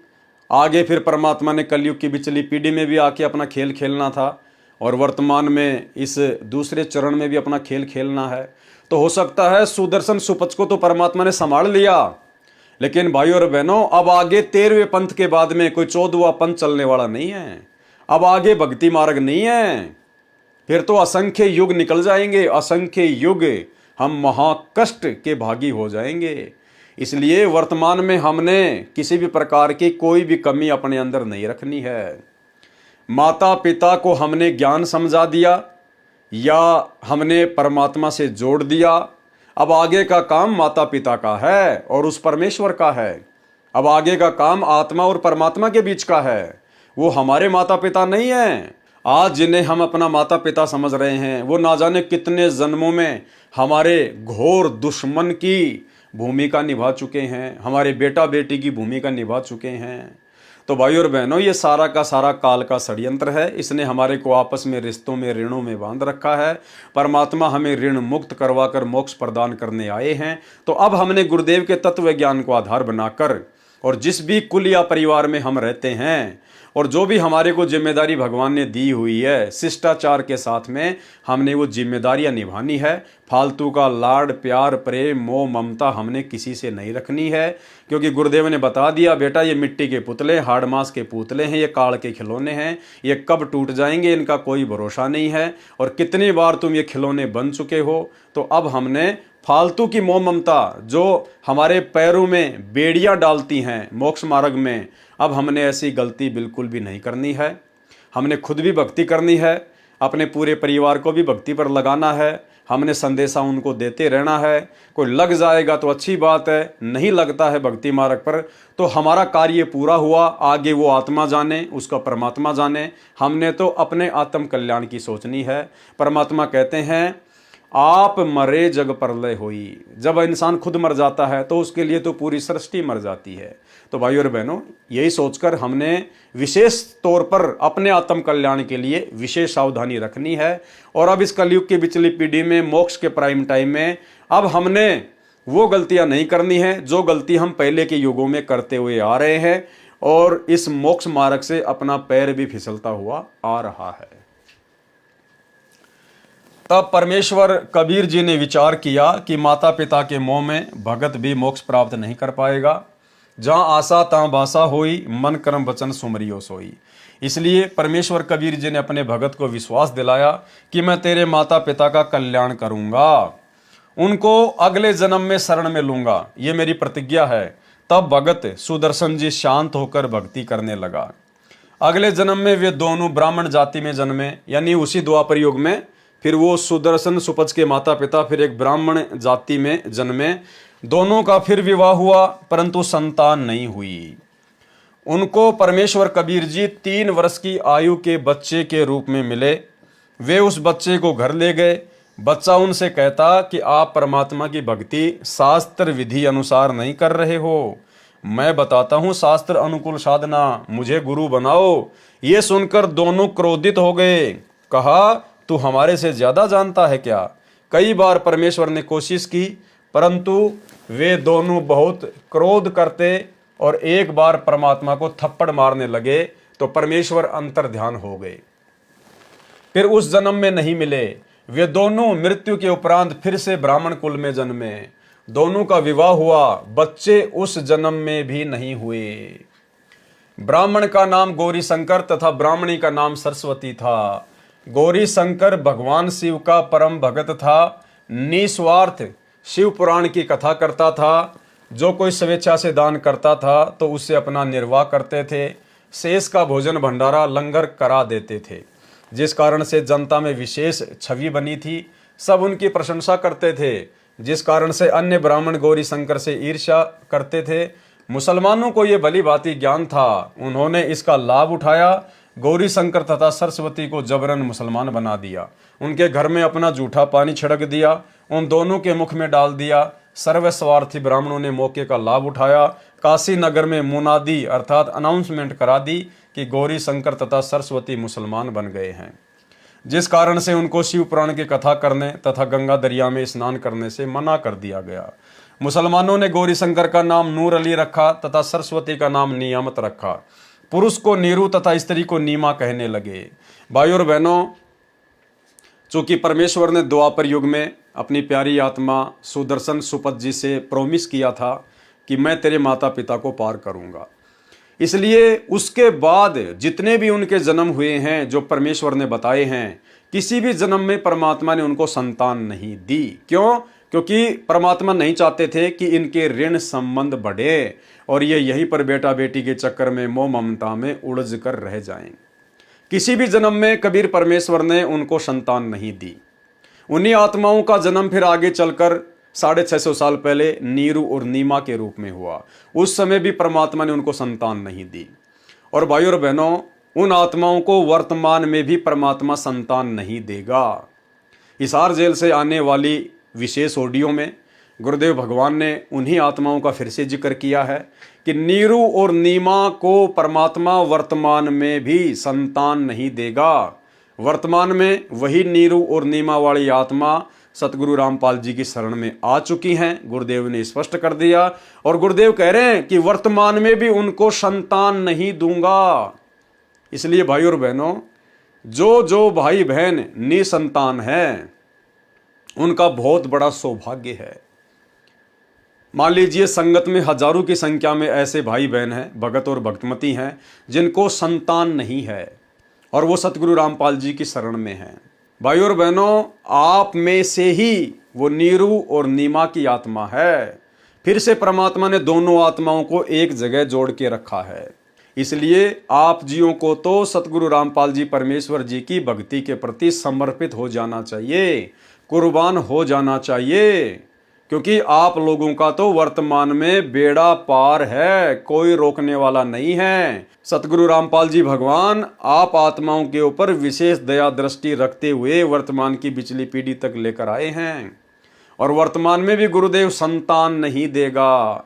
इसलिए हर वो भगत भाई बहन जिनके घर में संतान नहीं है, जो पति पत्नी के रिश्ते में हैं, उनको तो स्वयं को नीरू तथा नीमा वाली आत्मा समझकर दृढ़ता के साथ में भक्ति करनी चाहिए और संतान होने के विषय में उनको अपने दिलो दिमाग से वो खरपतवार निकाल देनी चाहिए। परमात्मा संतान नहीं देगा। जब आज से पहले नहीं दी तो वर्तमान में कैसे देगा? कोशिश तो आपने पहले भी बहुत की थी, वर्तमान में भी बहुत कर रहे हैं, लेकिन नहीं हो रही ना, तो परमात्मा नहीं दे रहा, क्योंकि परमात्मा आप लोगों का मोक्ष करना चाहता है। अब यदि किसी कारण से यदि पैर फिसलेगा तो भाई आपकी अपनी कमजोरी से फिसलेगा, बाकी परमात्मा ने तो आप जियों को मोक्ष के प्राइम टाइम में लाके बैठा दिया है। तो उनको नीरू और नीमा कहने लगे।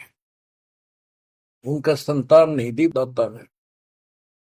वो नहीं चाहते थे कि ये फंसे फिर दोबारा इस नरक में। ना संतान देने में क्या दिक्कत आओ थी उनके, बाएं हाथ का खेल है। तो बच्चों, परमात्मा संतान दे सकते थे, जैसे अब्राहम सुल्तान था, हम तो धन मांगते फिरा, हे भगवान धन दे दे धन दे दे, और धन न सड़े था। उसको उसका संतान और रानी गगन तार रखे थे, घोड़े घोड़े कितने थे। उस नरक से निकाल अपनी उस आत्मा को गड़ने नहीं दिया, उसमें सड़ने नहीं दिया उसने।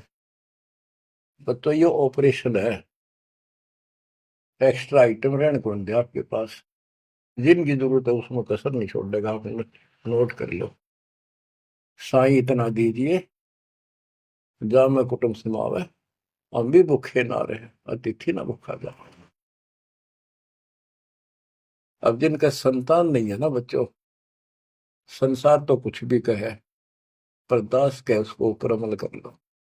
उन्होंने लगातार कई जीवन भगवान के संपर्क में आते रहे, पार बेशक ना हुए, पर मर्यादा घड़ी गजब की रखी। उन्होंने किसी का मारा नहीं, ना किसी का रखा, ना किसी को तंग किया, यानी लेन देन बढ़ाया को नहीं, अपना पल्ला बोझ कर जीवन जिए। आज वो आत्मा मालिक की शरण आ गए, तो अब वो संतान मांगेंगे तो भगवान ना दे। आज वो आत्मा मालिक की शरण आ गए, तो अब वो संतान मांगेंगे तो भगवान ना दे।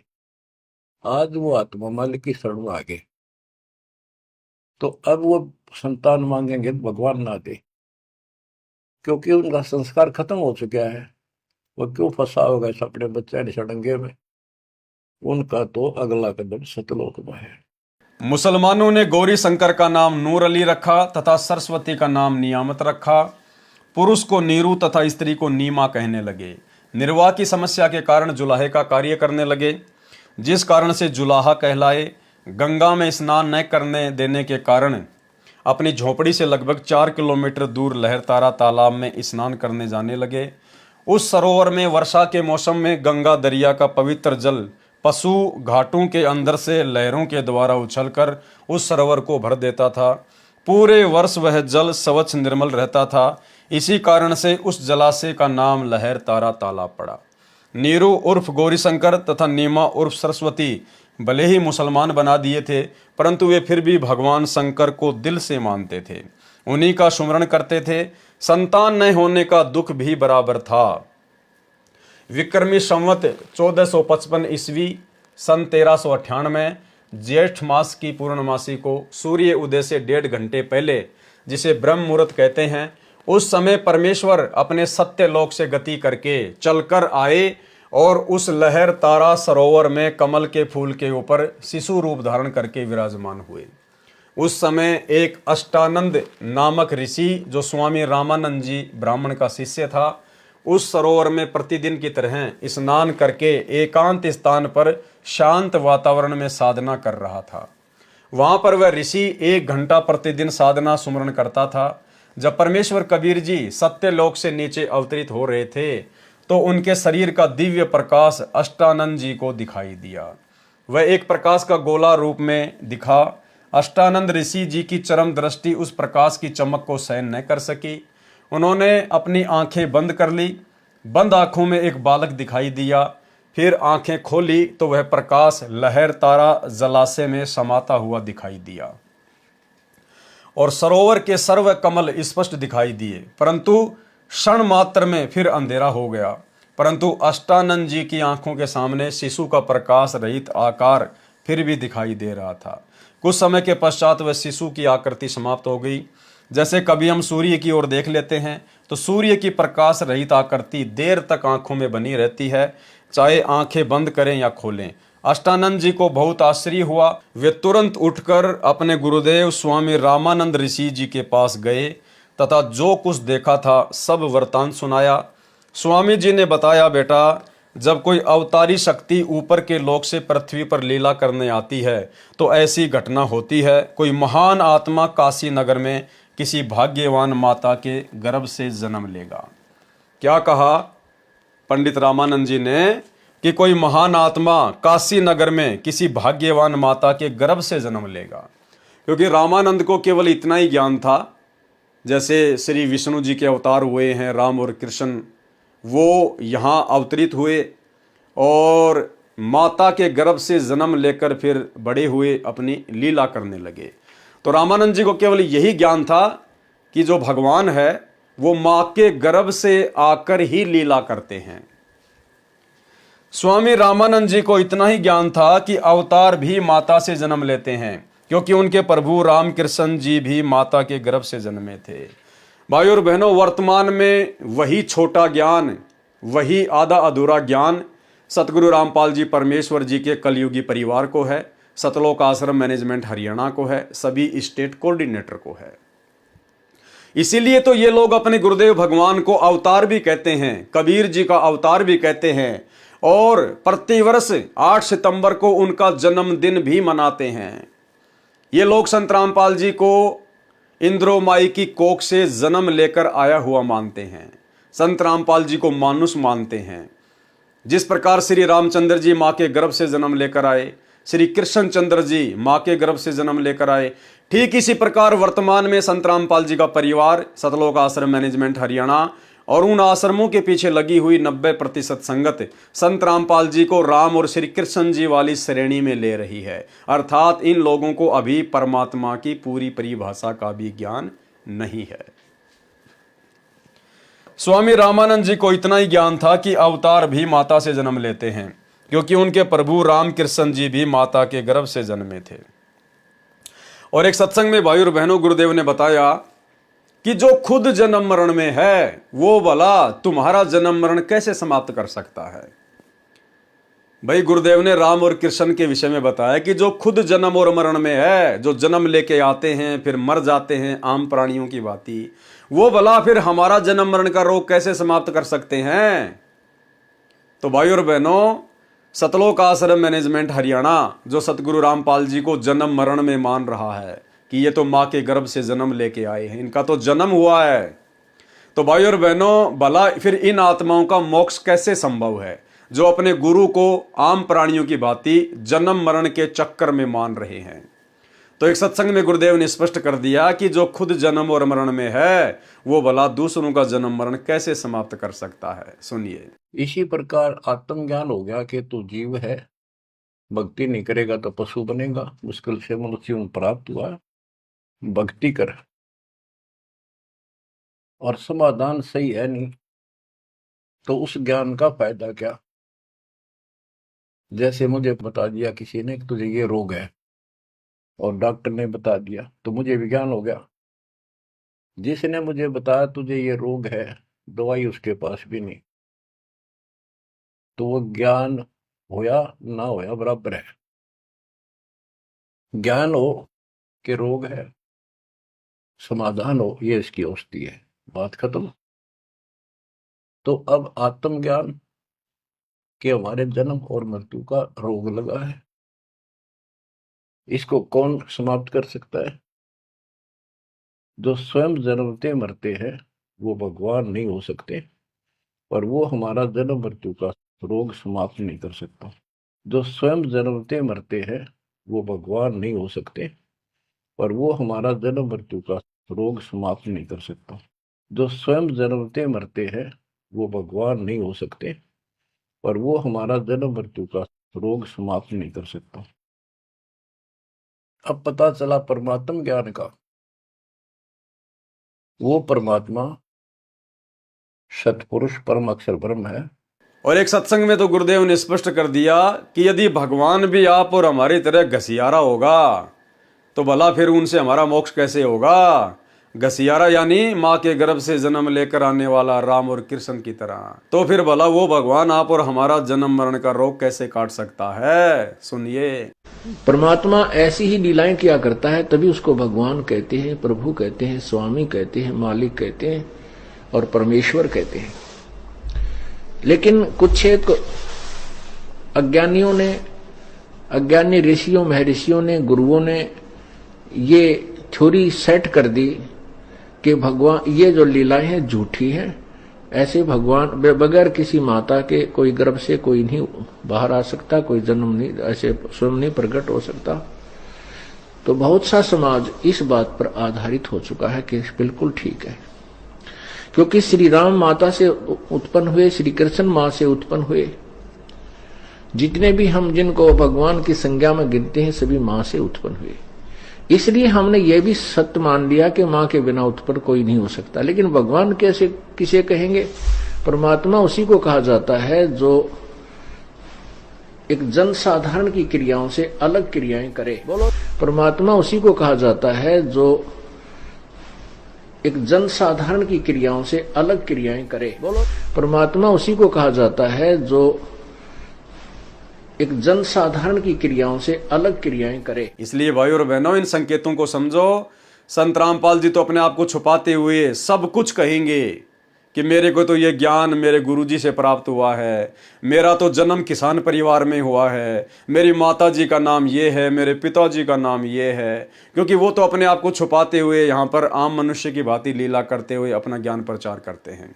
लेकिन गुरुदेव से तत्व ज्ञान लेने के बाद आप और हमारी तो बुद्धि खुल जानी चाहिए कि जो ज्ञान 21 ब्रह्मांड में किसी के पास नहीं है, वो ज्ञान कोई 21 ब्रह्मांड का सामान्य प्राणी कैसे दे सकता है, सामान्य संत कैसे दे सकता है। इसको देने के लिए तो परमात्मा स्वयं सतलोक से नीचे उतरते हैं। तो संत रामपाल जी स्वयं कबीर भगवान हैं, कबीर परमेश्वर हैं, और इनके अलावा जीव का आत्म कल्याण कोई नहीं कर सकता। और परमेश्वर को, जिस परमेश्वर के गर्भ में सारी सृष्टि ठहरी हुई है, समाई हुई है, भला उस विशाल परमात्मा को एक माता, एक काल लोक की स्त्री भला कैसे अपने उदर में समा सकती है, अपने गर्भ में समा सकती है। तो भाई और बहनों, ये सारी की सारी परमेश्वर की लीलाएं हैं। परमेश्वर हमारी चरम दृष्टि को धोखा देते हुए और अपना तत्व ज्ञान देकर फिर अपनी पहचान करवाना चाहते हैं। तो हम कभी भी अपने गुरुदेव को मानुष मानने की या फिर माँ के गर्भ से जन्म लेकर आने की कहकर इस प्रकार की गलती ना करें। प्रतिदिन की तरह नीरू तथा नीमा भी उसी लहर तारा तालाब में स्नानार्थ आए। पिछले दिन नीरू के घर कोई मेहमान आए थे, यानी एक दिन पहले नीरू नीमा के घर पर उनके कोई गेस्ट आए थे, जिसमें एक स्त्री भी थी। स्त्री ने नीमा से चर्चा में संतान की महिमा बताई कि पुत्र बिना गति नहीं होती, वृद्धावस्था में कौन सहारा बनेगा, एक बच्चा तो होना ही चाहिए, निसंतान का तो लोग सुबह सुबह मुख देखना भी शुभ नहीं मानते। उस स्त्री के जाने के पश्चात उसके द्वारा लगाए इंजेक्शन का प्रभाव नीमा पर ऐसा हुआ कि वह सारी रात रोती रही और अपने इष्ट देव शंकर जी से एक पुत्र प्राप्ति की मांग करती रही। सवेरे उठकर अपने पति के साथ नहाने के लिए चली, तब भी सुबक सुबक कर आहें भरकर भगवान शिव से याचना कर रही थी कि हे महादेव, क्या हमारे लिए आपके पास संतान नहीं है? आप तो समर्थ हैं, मेरी गलती को क्षमा करके एक लाल मेरी झोली में भी डाल दें। उसकी यह दयनीय दशा देखकर नीरू ने कहा, हे नीमा, अपनी किस्मत में संतान होती तो प्रभु शंकर कभी के संतान दे देते। ठीक इसी प्रकार भाई और बहनों, वर्तमान में जो संत रामपाल जी के फॉलोवर हैं, विशेषकर संगत में वो माता बहनें जिनके कई वर्षों के उपरांत भी संतान नहीं हो रही है, भाई और बहनों, किसी भी प्रकार से संतान प्राप्ति की कोई दवाई या कोई झाड़ जंपाड़ या डॉक्टरी सलाह बिल्कुल भी नहीं लेनी है, अन्यथा परमात्मा पे आपका अविश्वास प्रकट हो जाएगा। नीरू नीमा ने क्या क्या यत्न नहीं किए संतान प्राप्ति के लिए, लेकिन परमात्मा ने नहीं देनी थी तो नहीं देनी थी, चाहे कितना रो लीजिए, कितने ही आप जी जंतर मंत्र करवा लीजिए, कितने अपने कर्म फोड़ लीजिए, कितनी ही दवाई वगैरह ले लीजिए, परमेश्वर ने नहीं देना है तो नहीं देना है। और वर्तमान में भाई और बहनों, यदि किसी उपदेश प्राप्त बहन को शादी के उपरांत संतान नहीं हो रही है, तो भाई और बहनों, ये परमात्मा ने जानबूझकर उसके घर में संतान नहीं भेजनी है, जानबूझकर। हो सकता है उस बहन के भाग्य में संतान थी, लेकिन सतगुरु रामपाल जी ने वर्तमान में इस कलयुग की पिछली पीढ़ी में उसके आत्म कल्याण को ध्यान में रखते हुए जानबूझकर वो संस्कार काट दिया है, उसके भाग्य से संतान को हटा दिया है। तो ये आपके लिए सोने पे सुहागा है। यदि आप संत रामपाल जी के उपदेशी भगत हैं और आपके घर में यदि संतान उत्पन्न नहीं हो रही है, तो संतान प्राप्ति का अन्य कोई भी तरीका ना अपनाएं, जो तरीका ज्ञानहीनता में ये जगत वाले भाई बहन अपनाते हैं। यदि सतगुरु रामपाल जी भगवान आपके परिवार में संतान भेजना उचित समझेंगे, और यदि आपके भाग्य में संतान नहीं है तो भी गुरु जी भेज देंगे, और यदि आपके घर में संतान भेजना गुरुदेव उचित नहीं समझेंगे, और यदि आपके भाग्य में संतान है तो परमात्मा उसको कैंसिल कर देंगे। इसलिए भगत भाई बहन अपनी तरफ से किसी भी प्रकार का कोई भी अनैतिक तरीका संतान प्राप्ति का ना अपनाएं, और परमेश्वर की रजा में राजी रहें। जो राखूं त्यों ही रहूं हमरा के चारा, और खाने जाद खरीद हूं गुलाम तुम्हारा। क्योंकि इस कलयुग की पिछली पीढ़ी में भक्ति यदि हम सही कर रहे हैं तो भाई और बहनों फिर हमारी मर्जी नहीं चलेगी, सतगुरु की मर्जी चलेगी। और यदि अपने कर्म फोड़ने हैं फिर चाहे कितने फोड़ लीजिए, फिर परमात्मा किसी भी प्रकार का कोई भी सहयोग आपको नहीं करेगा। हो सकता है परमात्मा फिर आपकी जिद को देखते हुए आपको संतान भी दे देगा, लेकिन वो संतान फिर आगे चलकर आपके जीवन का झंकार बन जाएगी, आपके जीवन में आपके भविष्य में कांटे उत्पन्न कर देगी वो संतान, क्योंकि फिर आपका मोक्ष हो नहीं पाएगा। अब इस जन्म में तो अपना लाल खिला लेना, अपना बच्चा खिला लेना, अगले जन्म में फिर सूरी बना दी जाएगी, कुतिया बना दी जाएगी, फिर वो सारी इच्छा काल पूरी करेगा कि तेरे को पुत्र चाहिए था ना, पुत्रियां चाहिए थी ना, ले 10-10 12-12 सूरी बनाकर, कुतिया बनाकर। तो भाई और बहनों, फालतू का पंगा मोल मत लेना, जैसा परमात्मा रखे वो परमात्मा का प्रसाद समझकर ग्रहण कर लीजिएगा। उसकी यह दयनीय दशा देखकर नीरू ने कहा, हे नीमा, अपनी किस्मत में संतान होती तो प्रभु शंकर कभी के संतान दे देते। आप रो रो कर अपनी आंखें खराब कर लोगी, मिलना वही है जो भाग्य में लिखा है। ये कहकर अपनी धोती से उसके आंसू पोंछे। सरोवर पर आने के पश्चात पहले नीमा ने स्नान किया, क्योंकि तब तक अंधेरा था। उसके पश्चात नीरू ने स्नान के लिए तालाब में प्रवेश किया। नीमा उस वस्त्र को धोने के लिए पुनः सरोवर के किनारे गई जिसको लपेट कर स्नान किया था। उस समय सरोवर या दरिया के जल में नंगा स्नान करना पाप माना जाता था। तब सवेरा हो गया था, वस्तु कुछ कुछ स्पष्ट दिखाई देने लगी थी। नीमा को एक कमल के फूल के ऊपर कुछ हलचल महसूस हुई। ध्यानपूर्वक देखने से पता चला कि एक नवजात शिशु पंकज पर विराजमान है, यानी कमल के फूल पर विराजमान है। एक पैर का अंगूठा अपने मुख में चूस रहा है और एक को चला रहा है। नीमा ने अपने पति से कहा कि देखो जी, कमल फूल पर बच्चा लेटा है। नीरू गोते मार मार कर तथा कभी पानी में खड़ा होकर अपने दोनों हाथों से पानी अपने शरीर पर डाल डालकर आनंद से शीतल जल में नहाकर गर्मी से निजात पा रहा था। ये जो यहाँ पर जल की तरह नल लिखा गया है, हो सकता है ये मिस प्रिंट है, इसको प्रिंट करवाते समय जल की जगह ये नल लिखा गया। खड़ा होकर अपने दोनों हाथों से पानी अपने शरीर पर डाल डालकर आनंद से शीतल जल में नहाकर गर्मी से निजात पा रहा था। उसने स्नान करते करते कहा कि नीमा, तू पुत्र के चक्कर में दिमाग का संतुलन खो चुकी है, जिस कारण से तेरे को जल में भी बच्चा दिखने लगा है। नीमा ने बहुत कसक के साथ पुनः कहा कि जी सचमुच देखो तो एक बार, बच्चा डूबने वाला है। नीरू ने उधर देखा जिधर नीमा हाथ से संकेत कर रही थी।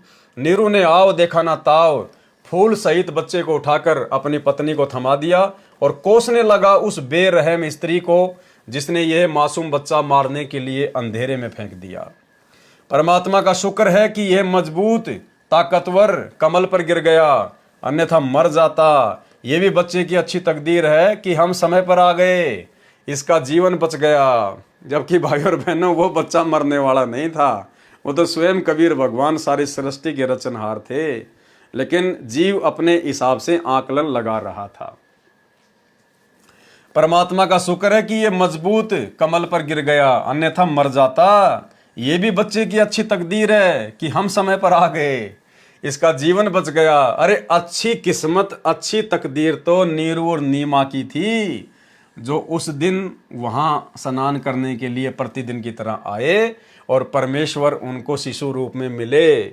उनकी सेवा का, उनके पालन पोषण का सौभाग्य प्राप्त हुआ, इसका जीवन बच गया। नीमा उस बच्चे के सुंदर मुख को देखकर भावुक होकर परमात्मा शिव जी का शुक्र अदा कर रही थी तथा बच्चे को कभी सीने से लगा रही थी तथा कभी उसका मुख चूमकर दुलार रही थी। जब नीरू स्त्री को कोस रहा था तब कबीर जी बोले जैसे आकाशवाणी हो रही हो। नीमा तो बच्चे को सीने से लगाकर वर्षों की पुत्र की प्यास बुझाने में लगी थी।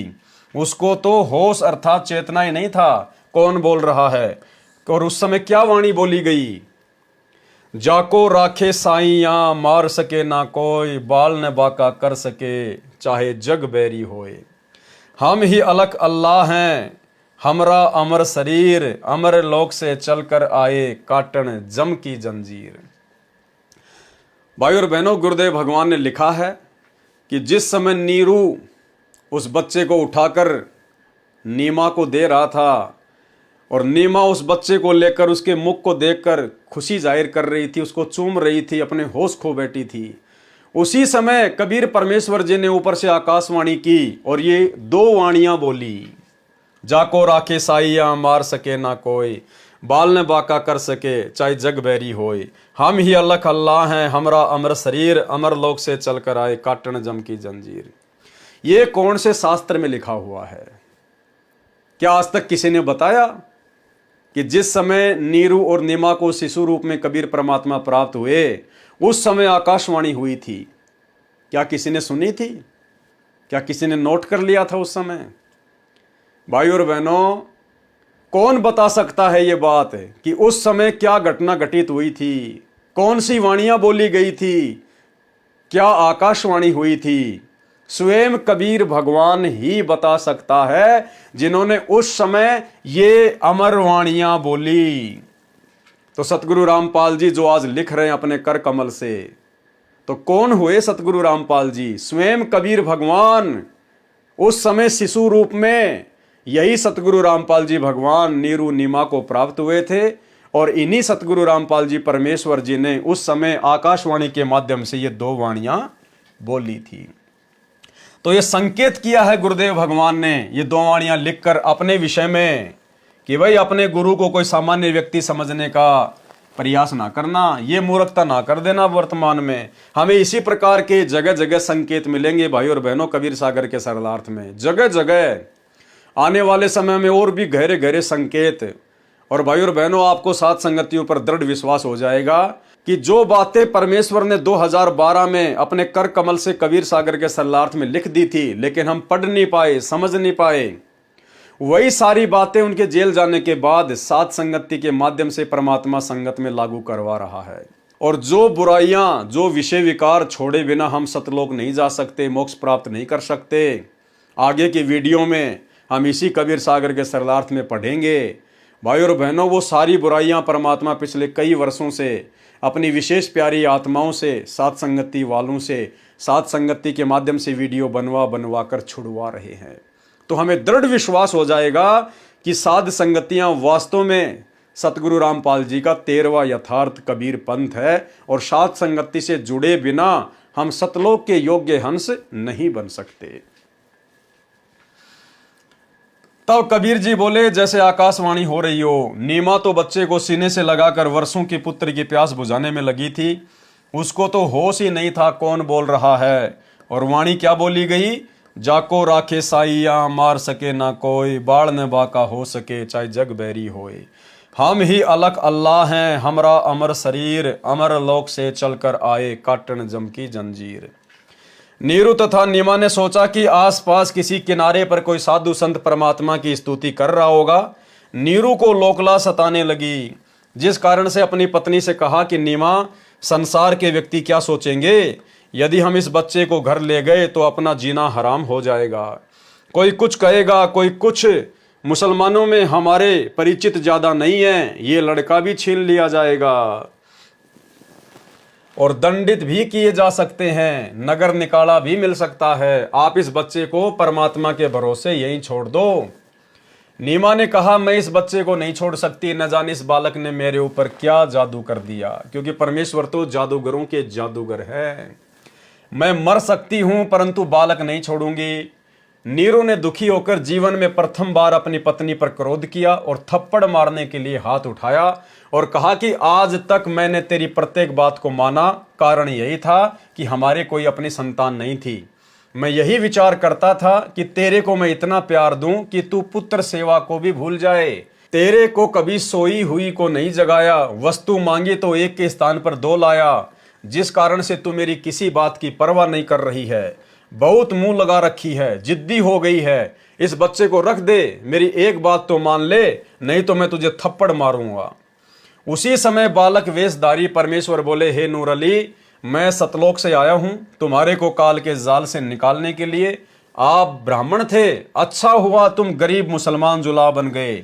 ब्राह्मण होते तो आप में जाति का अभिमान होता, जिसमें अभिमान होता है उसको परमात्मा नहीं मिलता। और भाई और बहनों, वर्तमान में सतगुरु रामपाल जी परमेश्वर जी की संगत में कुछ एक आत्माओं को छोड़कर बाकी अन्य आत्मा जो सांसारिक दृष्टि से अपने आप को अन्य जातियों से श्रेष्ठ मानती है, ठाकुर वर्ण में, ब्राह्मण वर्ण में, आज भी उन भक्तों में वो जाति का अहंकार, मान बढ़ाई कूट कूट कर भरी हुई है। आपको एक छोटी सी ऑडियो सुनाते हैं 2 मिनट की। मध्य प्रदेश से एक सत्सेवक भाई ने सतलोक आश्रम से जुड़े हुए अपने गुरु भाई को समझाने का प्रयास किया, सात संगति के विषय में बताने का प्रयास किया। तो सतलोक आश्रमों से जुड़ा हुआ वो भाई, वो ठाकुर जाति से है और देखिए किस प्रकार से उसमें जाति का अभिमान कूट कूट कर भरा हुआ है। वो भाई अपनी ऑडियो में कह रहा है कि मैं ठाकुर हूं, ठाकुर। अरे मेरे को भगवान ने ठाकुर बनायो, ठाकुर। यो मेरा सौभाग्य है कि मेरे को भगवान ने ठाकुर बनायो है। और ठाकुर तो ठाकुर ही रहे को। ठाकुर कोई फिर नीची जाति का नाम लेके कह रहा कि ठाकुर कोई नीची जाति वाला थोड़ी हो जाएगा, ठाकुर तो ठाकुर ही रहेगा। मेरे को भगवान ने ठाकुर बनायो, ठाकुर। कितनी बार उसने जाति अभिमान किया, अपने ही गुरु भाई को कह रहा है, शर्म के मारे डूब के मरने की बात है, और कह रहा कि मुझे भगवान ने ठाकुर बनाया है। अरे भक्ति कर रहा है सतगुरु रामपाल जी की, कबीर भगवान की, और कह रहा मुझे भगवान ने ठाकुर बनाया है। ये लोग सत्संग नहीं सुनते भाई और बहनों। ये जातियां कबीर परमात्मा ने नहीं बनाई, ये जातियां नकली भगवान ने बनाई है, इस काल ने बनाई है हमारे को उलझाए रखने के लिए, हमारे अंदर अभिमान और मान बड़ाई पैदा करने के लिए। क्योंकि अभिमानी व्यक्ति, अहंकारी व्यक्ति, वो चाहे किसी भी प्रकार का उसमें अहंकार आ जाए, चाहे बेटा बेटी का आ जाए, नौकरी का आ जाए, धन का आ जाए, जमीन का आ जाए, जाति का आ जाए, धर्म का आ जाए, रूप रंग का आ जाए, अहंकारी व्यक्ति कभी भी परमात्मा को प्राप्त नहीं कर सकता। परमात्मा का अहंकार का 36 का आंकड़ा है, 36 का आंकड़ा है अहंकार का और परमात्मा का। गुरुदेव भगवान कहते हैं आधीनी के पास है पूर्ण ब्रह्म दयाल, मान बड़ाई मारियो बेअदबी सिरकाल। सुनिए। हेलो। हाँ भगत जी, कैसा है? क्या विचार है भैया प्रेमदास, तेरा विचार क्या है? कुछ भी नहीं है भगत जी, क्या विचार है? ऐसे क्यों कमेंट करके लिख रहा? मैं तो दीवान सिंह ठाकुर हूँ ही, तेरे कहने से ठाकुर थोड़ी कहूँगा मैं। भगवान ने मुझे ठाकुर बनाया तो ठाकुर ही रहूंगा। तो वही तो बात है भगत जी यार। ठाकुर ही हूँ मैं, क्या जमार थोड़ी हूँ। हाँ वही तो है, ठाकुर ही हूँ मैं, तो तेरे कहने से थोड़ी होगा यार। नहीं तो तेरे कहने से मैं तेरे को ठाकुर बना दूंगा तो तू ठाकुर बन जाएगा क्या? नहीं बनना चाहूँ भगत जी। रांड का केबल से पटेल कहेगी तो पटेल दुनिया पटेल कहेगा तो बाजेगा वो। हाँ के रांड पटेल तो पटेल थोड़ी कहवाएगा। नहीं वही बात है। हाँ। भगवान ने मुझे ठाकुर के घर में जन्म दिया है। हाँ सही बात। तो ठाकुर ही कहलाऊंगा। शेर का बच्चा शेर ही कहलाएगा, गीदड़ थोड़ी कहलाएगा। हाँ हाँ है सही बात। शेर के बच्चे को गीदड़ कह देगा तेरे कहने से, कोई तू उसको गीदड़ कह देगा तो कोई भी गीदड़ उसको गीदड़ थोड़ी बन जाएगा वो। हाँ नहीं कहेगा भगत जी। है तो मैं तो ठाकुर ही हूँ, ठाकुर के घर जन्म लिया है तो ठीक है भाई। अच्छी बात। तेरे कहने से कोई फर्क थोड़ी पड़ेगा मेरे को। सही बात है। और तू कुछ भी कहे भी देगा, मान लो मैं ठाकुर हूँ और तू कुछ भी बोलेगा तो उससे भी मेरे कुछ परिवर्तन नहीं पड़ना। भाई तू प्रेम है। हाँ तो तेरा नाम प्रेम ही रहेगा। मैं बलवान दास और ताकत दास धर दूंगा तो वो थोड़ी बनेगा कहने से। सही बात है। हाँ प्रेमदास से ही पहचाना जाएगा। भाई तेरे परिवार ने जो तेरा नाम रख दिया वही चलेगा, मेरे कहने से नाम दूसरा थोड़ी परिवर्तन होगा। सही बात है। तो मैं तो वो ठाकुर के घर में जन्म लिया तो ठाकुर ही कहलाऊंगा यार। सही बात है। तो भाई और बहनों, यदि हमने वास्तव में परमात्मा प्राप्ति करनी है और हम यदि इतना सारा संघर्ष वास्तव में अपने मोक्ष के लिए कर रहे हैं तो हमारे अंदर से हर प्रकार का अभिमान और अहंकार समाप्त हो जाना चाहिए, अन्यथा परमात्मा हमारे नजदीक भी नहीं है। ब्राह्मण होते तो आप में जाति का अभिमान होता, जिसमें अभिमान होता है उसको परमात्मा नहीं मिलता। द्वापर युग में आप सुदर्शन के माता पिता थे। मैंने सुदर्शन से वचन किया था कि मैं तेरे माता पिता का कल्याण अवश्य करूंगा, आप मुझे अपने घर ले चलो, आपको कोई आपत्ति नहीं होगी। द्वापर युग में तुम बाल्मीकि जाति, भक्ति शिव की करी दिन राती, तुमरा एक बालक प्यारा, वह था परम शिष्य हमारा। शुपच भगत मम प्राण प्यारा, उससे था एक वचन हमारा, ता कारण हम चल आए, जल पर प्रकट हम नारायण कहाए। ले चलो तुम घर अपने, कोई अकाज होए नहीं सपने, बाचा बंद जा कारण यहाँ आए, काल कष्ट तुमरा मिट जाए। इतना सुनकर जुल्हा घबराया, कोई जिंद या ओपरा पराया, मोकू कोई साप ना लग जाए, ले बालक को घर को आए। सुत काशी को ले चले, लोग देखन तहां आए, अन्न पानी बख्शे नहीं, जुल्हा शोक जनाए। कबीर परमेश्वर जी को लेकर नीरू जुलाहा अपनी पत्नी के साथ घर पर आया। वह डर गया कि इस बच्चे में कोई जिंद या भूत प्रेत बोल रहा है, कहीं मेरे को हानि ना कर दे। इस डर से बच्चे को घर ले आया। काशी नगर के नर नारी झुंड यानी समूह रूप में लड़के को देखने के लिए आए और अपनी अपनी धारणा के अनुसार महिमा करने लगे। यानी पूरी काशी में चर्चा हो गई कि भाई ऐसा सुंदर बालक ना देखा ना सुना, और काशी नगर के लोग समूह बना बनाकर स्त्री और पुरुष आपस में गीत गाते हुए उस बच्चे को देखने के लिए आ रहे हैं।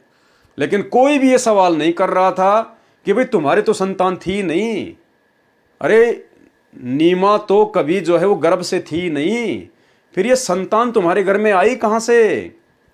किसी के मन में इस प्रकार की बातें नहीं आई, क्योंकि भाई और बहनों, सकल सृष्टि का रिमोट, बलवानों का बल, बुद्धिमानों की बुद्धि, कबीर परमात्मा सतगुरु रामपाल जी के हाथ में। जितना परमेश्वर चाहेंगे दुनिया उतना ही सोच सकती है, उतना ही समझ सकती है, उतना ही बोल सकती है, इससे ज्यादा नहीं। काशी नगर के नर नारी झुंड अर्थात समूह रूप में लड़के को देखने आए और अपनी अपनी धारणा के अनुसार महिमा करने लगे। संत गरीबदास जी छुड़ाने वाले ने भी अपनी वाणी में परमात्मा कबीर जी द्वारा प्राप्त दिव्य दृष्टि से पूर्व वाली घटना देखकर कहा है। संत गरीबदास जी की अमृतवाणी। काशीपुरी कस्त किया उतरे अधर आधार, मोमिन को मुजरा हुआ जंगल में दीदार। कोटि किरण शशि भानु सुधी आसन अधर विमान, परसत पूर्ण ब्रह्म को शीतल प्राण और पिंड। गोद लिए मुख चूम कर हेम रूप झलकंत, जगर मगर काया कर दम के पदम अनंत। काशी में अचरज भया गई जगत की नींद, ऐसे दुल्हा उतरे ज्यों कन्या बरबींद। खलक मुलक देखन गया राजा प्रजा रीत, जम्बू दीप जहान में उतरे शब्द अतीत। काशी उमड़ी गुल भया मोमिन का घर घेर, कोई कहे ब्रह्मा विष्णु है, कोई कहे इंद्र कुबेर। कोई कहे वरुण धर्मराय है, कोई कोई कहत ईश। 16 कला शुभान गति, कोई कहत जगदीश। दुनी यानी दुनिया कहे ये देव है, देव कहे यह ईश, ईश कहे परब्रह्म है, पूर्ण विश्व बीस। कोई कहे छल है ईश्वर नहीं, कोई किन्नर कहाए, कोई कहे गण ईश का ज्यों ज्यों मात रिसाए। दूध ना पीवे ना अन्न बखे, नहीं पलने झूलंत, अधर आसन ध्यान में कमल कला फूलंत। शिव उतरे शिवपुरी से अवगत बदन विनोद, महके कमल खुशी भया लिया ईश को गोद। नजर नजर से मिल गई किया ईश प्रणाम, धन्य मोमिन धन्य पूर्णा, धन्य काशी निकाम। 7 बार चर्चा करी बोले बालक बहनों, शिव कर मस्तक धरया लिया मोमिन कवारी धेनु। अन्न ब्यावर को दूहत है दूध दिया तत्काल, पीवे बालक ब्रह्म गति तहां शिव भय दयाल। कबीर सागर के ज्ञान सागर के पेज नंबर 74 पर। सुत काशी को ले चले लोग देखन तहां आए, अन्न पानी भके नहीं जुल्हा शोक मनाए। तब जुल्हा मन कीन तिवाना, रामानंद सो कहा उत्पाना। मैं सुत पायो बड़ा गुणवंता, कारण कौन भखे नहीं संता। रामानंद ध्यान तब धारा, जुल्हा से तब वचन उचारा। पूर्व जन्म ते ब्राह्मण जाति, हरि सेवा की नी बलि बाती। कछु सेवा तुम हरि की चूका, ताते भयो जुल्हा का रूपा।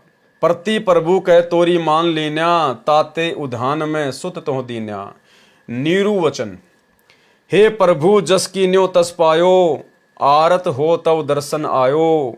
सो कहिए उपाय गुसाई, बालक सुधावंत कछु साई। रामानंद अस युक्ति विचारा, तव सुत कोई ज्ञानी अवतारा। बछिया जाही बैल नहीं लागा, सो लाई डठ करो ते ही आगे। दूध चले ते थन ते दूध ही धर्यो छिपाई, सुधावंत जब होवे तब ही दियो पिलाई। चौपाई।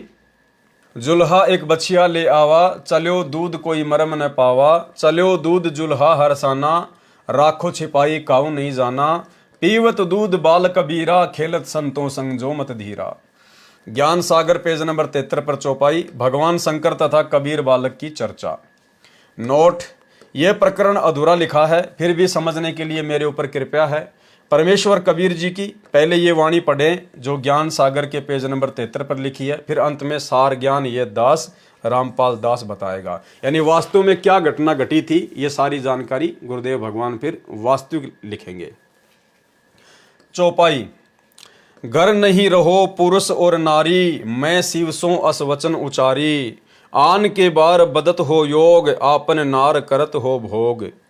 जो वाणी कोष्टक में लिखी है वे वाणी पहले ज्ञान सागर में नहीं लिखी गई हैं। यानी ये जितने भी कोष्टक लगे हुए हैं जिन जिन वाणियों के आगे, ये पहले ज्ञान सागर में नहीं थी, सतगुरु रामपाल जी परमेश्वर जी ने लिखी हैं। वास्तविक ऐसा भरम जाल फैलाया, परम पुरुष का नाम मिटाया। काशी मरे तो जन्म न होई, स्वर्ग में बास तास का सोई। मगहर मरे सो गधा जन्म पावा, काशी मरे तो मोक्ष करावा। और पुनः तुम सब जग ठग राख्या, काशी मरे हो अमर तुम भाख्या। जब शंकर होए तब काला, ब्रह्मांड 21 हो बेहाला। तुम मरो और जन्म उठाओ, औरन को कैसे अमर कराओ। सुनो शंकर एक बात हमारी, एक मंगाओ धेनु कंवारी। साथ कोरा घट मंगवाओ, बछिया के पीठ हाथ फिराओ। दूध चलेगा थनते भाई, रुक जाएगा बर्तन भर जाई। सुनो बात देवी के पूता, यानी हे दुर्गा जी के बेटे, शंकर को कह रहे हैं परमात्मा, सुनो बात देवी के पूता, हम आए जग जगावन सूता, हम इस सोई हुई दुनिया को जगाने के लिए आए हैं। पूर्ण पुरुष ज्ञान बताऊं, दिव्य मंत्र दे अमर लोक पहुंचाऊं, तब तक नीरू जुल्हा आया, रामानंद ने जो समझाया। रामानंद की बात लागी खारी, दूध देवेगी गाय कंवारी।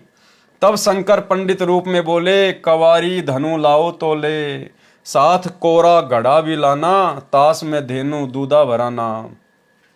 तब जुल्हा बछिया और बर्तन लाया, शंकर गाय पीठ हाथ लगाया। दूध दिया बछिया कंवारी, पिया कबीर बालक लीलाधारी। नीरू नीमा बहुते हरसाई, पंडित शिव स्तुति गाई। कह शंकर ये बालक नाही, इनकी महिमा कही न जाई। मस्तक रेख देख मैं बोलूं, इनकी समतुल काहे को तोलूं। ऐसा नक्षत्र देखा नाही, घूम लिया मैं सब जग ठाही। इतना कहा तब शंकर देवा, कबीर कहें बस कर भेवा। यानी जब शंकर ने इतनी बातें बोली तो कबीर परमेश्वर ने कहा कि बस रहने दे, अब ज्यादा महिमा और ना कर। मेरा मरम न जाने कोई, चाहे ज्योति निरंजन होई। हम हैं अमर पुरुष अवतारा, भव से जीव उतारूं पारा। इतना सुन चले शंकर देवा, नीरू शीश चरण धर की नीरू नीमा सेवा। हे स्वामी मम भिक्षा लीजे, सब अपराध क्षमा कीजे। कह शंकर हम नाही पंडित भिखारी, हम हैं शंकर त्रिपुरारी। साधु संत को भोजन कराना, तुम्हारे घर आए रहमाना। ज्ञान सुन शंकर लजा आई, अद्भुत ज्ञान सुन सिर चकराई। ऐसा निर्मल ज्ञान अनोखा, सचमुच हमार है नहीं मोखा। कबीर सागर अध्याय समसम वेद बोध, पेज नंबर 132 से 134 तक परमेश्वर कबीर जी की प्रकट होने वाली वाणी है, परंतु इसमें भी कुछ गड़बड़ कर रखी है। कहा है कि जुलाहा नीरू अपनी पत्नी का गोना, यानी विवाह के बाद प्रथम बार अपनी पत्नी को उसके घर से लाने को गोना अर्थात मुकलावा कहते हैं। ये गलत है। जिस समय परमात्मा कबीर जी नीरू को मिले उस समय उनकी आयु लगभग 50 वर्ष की थी। विचार करें, गोने से आते समय कोई बालक मिल जाए तो कोई अपने घर नहीं रखता। वह पहले गांव तथा सरकार को बताता है, फिर उसको किसी निसंतान को दिया जाता है, यदि कोई लेना चाहे तो, नहीं तो राजा उसको बाल गृह में रखता है या अनाथ आलय में छोड़ते हैं। नीमा ने तो बच्चे को छोड़ना ही नहीं चाहा था। फिर भी जो सच्चाई वह है ही, हमने परमात्मा पाना है। उसको कैसे पाया जाता है, वह विधि सत्य है तो मोक्ष संभव है। ज्ञान इसलिए आवश्यक है कि विश्वास बने कि परमात्मा कौन है, कहाँ प्रमाण है, वह चेष्टा की जा रही है। अब केवल बालक कबीर जी ने कंवारी गाय का दूध पिया था, वे वाणी लिखता हूँ। सबसम वेद बोध, पेज नंबर 134 से। पंडित निज निज भवन सिधारा, बिन भोजन बीते बहुबारा। बालक रूप तासु ग्रह रहेता, खान पान नाही कुछ गहते। जुलाहा तब मन में दुख पाई, भोजन करो कबीर गोसाई। जुलाहा जुलाही दुखित निहारी, तब हम तिनते वचन उचारी। कंवारी एक बछिया ले आओ, कोरा भांडा एक मंगाओ। तत्क्षण जुलाहा चली जाई, गऊ की बछिया कोरी लाई। कोरा भांडा एक गुहाई, भांडा बछिया शीघ्र आई। दो कबीर के सन्मुख आना, बछिया दिशा दृष्टि निजताना। बछिया हेठ सो भांडा धरेहू, ताके थन ही दूध ते भरेहू। दूध हमारे आगे धरही, यही विधि खान पान नित करही। ऊपर लिखी अमृतवाणी कबीर सागर के 3 अध्यायों से है। विचार करें, इससे एक तो ये बात स्पष्ट होती है कि कबीर सागर में मिलावट तथा काट छांट की गई है। दूसरी यह स्पष्ट होती है कि ग्रंथ में मिलावट है। जैसे कबीर सागर में प्रकरण है वह संत गरीबदास जी की वाणी में भी है, तो संत गरीबदास जी द्वारा यथार्थ ज्ञान बताया गया है, इसलिए कबीर सागर के ज्ञान का नाश कर रखा है। अब यह दास रामपाल दास यथार्थ ज्ञान आपके रूबरू कर रहा है। कथा प्रसंग है कि कंवारी गाय के दूध से परमेश्वर कबीर जी की परवरिश हुई थी। यह सत्य है तथा सत्य प्रकरण क्या है, शेष कथा सुनाता हूं। जैसा कि सवसम वेद बोध के पेज नंबर 132 से 134 तक के प्रकरण में वाणी लिखी है, जिनमें दर्शाया गया है कि इस जन्म में नीरू नीमा जन्म से जुलाए थे। यानी कबीर सागर में कांट छांट करके धर्मदास की गुरु गद्दी वालों ने लिख दिया कि नीरू नीमा तो जन्म से ही जुलाहे थे, इससे पहले जन्म में पंडित थे। वास्तविकता यह है कि उस जन्म में भी पंडित थे। जिस जन्म में परमेश्वर काशी में लहर तारा तालाब में कमल के फूल पर मिले थे, और उससे पूर्व जन्म में भी ब्राह्मण थे। उस जन्म में जिसमें परमेश्वर जी लहर तारा तालाब पर मिले थे, उसमें वे ब्राह्मण कुल में जन्मे थे, बाद में जबरन मुसलमान बनाए गए थे। यदि जन्म जात मुसलमान होते तो भगवान शंकर किस लिए प्रकट होते? यानी भाई और बहनों, संकेत किया परमात्मा ने कि ये देवी देवता भी ये जातियों वातियों के चक्कर में पड़े हुए हैं, ये देवी देवता भी हिंदू मुसलमानों के चक्कर में पड़े हुए हैं। यहाँ 21 ब्रह्मांड का सारा बखेड़ा है, ये सारा का सारा। क्या कह रहे हैं परमात्मा? यदि नीरू नीमा जन्मजात मुसलमान होते तो भगवान शंकर किस लिए प्रकट होते? अगर नीरू नीमा वास्तव में मुसलमान होते उस जन्म में, तो भगवान शंकर प्रकट नहीं होता। वो तो ब्राह्मण ब्राह्मणी थी, इसलिए आके प्रकट हो गया। तो ये देवी देवता भी जात पात के चक्कर में पड़े हुए हैं भाई और बहनों। और इसी जात पात के चक्कर में देवताओं के राजा इंद्र ने त्रेता युग में श्री रामचंद्र जी से शंभुक का वध करवा दिया था। शंभुक जो कि नीची जाति में था, नीचे समाज से था, शूद्र समाज से था, और उसने घोर तप करना शुरू कर दिया। उसने घोर तप, ऊपर को पैर करके नीचे को सिर करके घोर तप करना शुरू कर दिया। किस लिए? कि मैं जो है स्वर्ग में जाऊंगा, मैं स्वर्ग में जाऊंगा। अब भाई और बहनों, इंद्र ने सोचा कि अगर ये शूद्र हमारे स्वर्ग में आ गया तो यहां पर हमारी बेइज्जती होगी, और इसको इसकी भक्ति के प्रतिफल में इसको सारी सुविधा देनी पड़ेगी। देवताओं के राजा इंद्र ने नारद से बातचीत करके नीचे भेजा नारद को। नारद ने उल्टी सीधी बातें लगा के और उसी रामचंद्र जी की नगरी में एक ब्राह्मण के पुत्र की अकाल मृत्यु हो गई। और वो दोष लगा दिया गया शंभु के ऊपर कि राजन, तुम्हारी नगरी में वेदों के विपरीत, शास्त्रों के विपरीत कि जो शूद्र हैं उनको जो है भक्ति करने का अधिकार नहीं, उनको तप करने का अधिकार नहीं। तुम्हारी नगरी में वेद विरुद्ध कार्य हो रहा है, जिस कारण से एक ब्राह्मण के पुत्र की मृत्यु हो गई है। श्री रामचंद्र जी को बहका के, भ्रमित करके और शंभु का वध करवा दिया। तो भाई और बहनों, ये जाति पाति पूरे 21 ब्रह्मांड में इसी प्रकार से कीचड़ की तरह है। यदि जन्म जात मुसलमान होते तो भगवान शंकर किस लिए प्रकट होते? यानी सतगुरु रामपाल जी भगवान ने संकेत कर दिया कि 21 ब्रह्मांड में सब के सब जीव हैं। सबकी सोच इस काल ने गंदी कर रखी है। सब लोग जाति पाति धर्म के झंझट में उलझे हुए हैं। सवसम वेदबोध पेज नंबर 134 पर लिखा है कि पंडित बालक कबीर का नाम रखने आए। यदि जन्म जात मुसलमान जुलाहा नीरू होता तो ब्राह्मण किस लिए नामांकन करने आते? वास्तविकता यह है कि गौरी शंकर ब्राह्मण को मुसलमान बनाकर नीरू नाम रखा था। काजी और मुल्ला दोनों नामांकन करने आए थे। वास्तविकता अब पढ़े निम्न लेख में। कबीर बालक ने 25 दिन तक कुछ भी आहार नहीं किया, पानी तक नहीं पिया। वेदों में प्रमाण है कि परमात्मा ऊपर के लोक से आकर जब जमीन पर प्रकट होता है, शिशु रूपधारी परमात्मा की परवरिश यानी पोषण कवारी गायों के दूध से होती है। और वो कवारी गायों में दूध कहाँ से आता है? सत्य लोक से, परमात्मा की शक्ति से। प्रमाण ऋग्वेद मंडल नंबर 9 सूक्त 1 मंत्र 9 में है। जिस समय अमर पुरुष जी शिशु रूप में पृथ्वी के ऊपर प्रकट होते हैं तो उनकी पोषण की लीला कवारी गायों द्वारा होती है। आप जिन्हें ऊपर यानी कबीर सागर के अध्यायों ज्ञान सागर पृष्ठ 74, कबीर चरित्र बोध पेज नंबर 1794 से 1796 तक अंकित है, तथा सवसम वेद बोध पृष्ठ 134 पर लिखा वर्णन पढ़ा, जो लगभग विक्रमी संवत 1550 यानी सन 1497 में बांधवगढ़ वाले सेठ धनी धर्मदास जी ने लिखा था।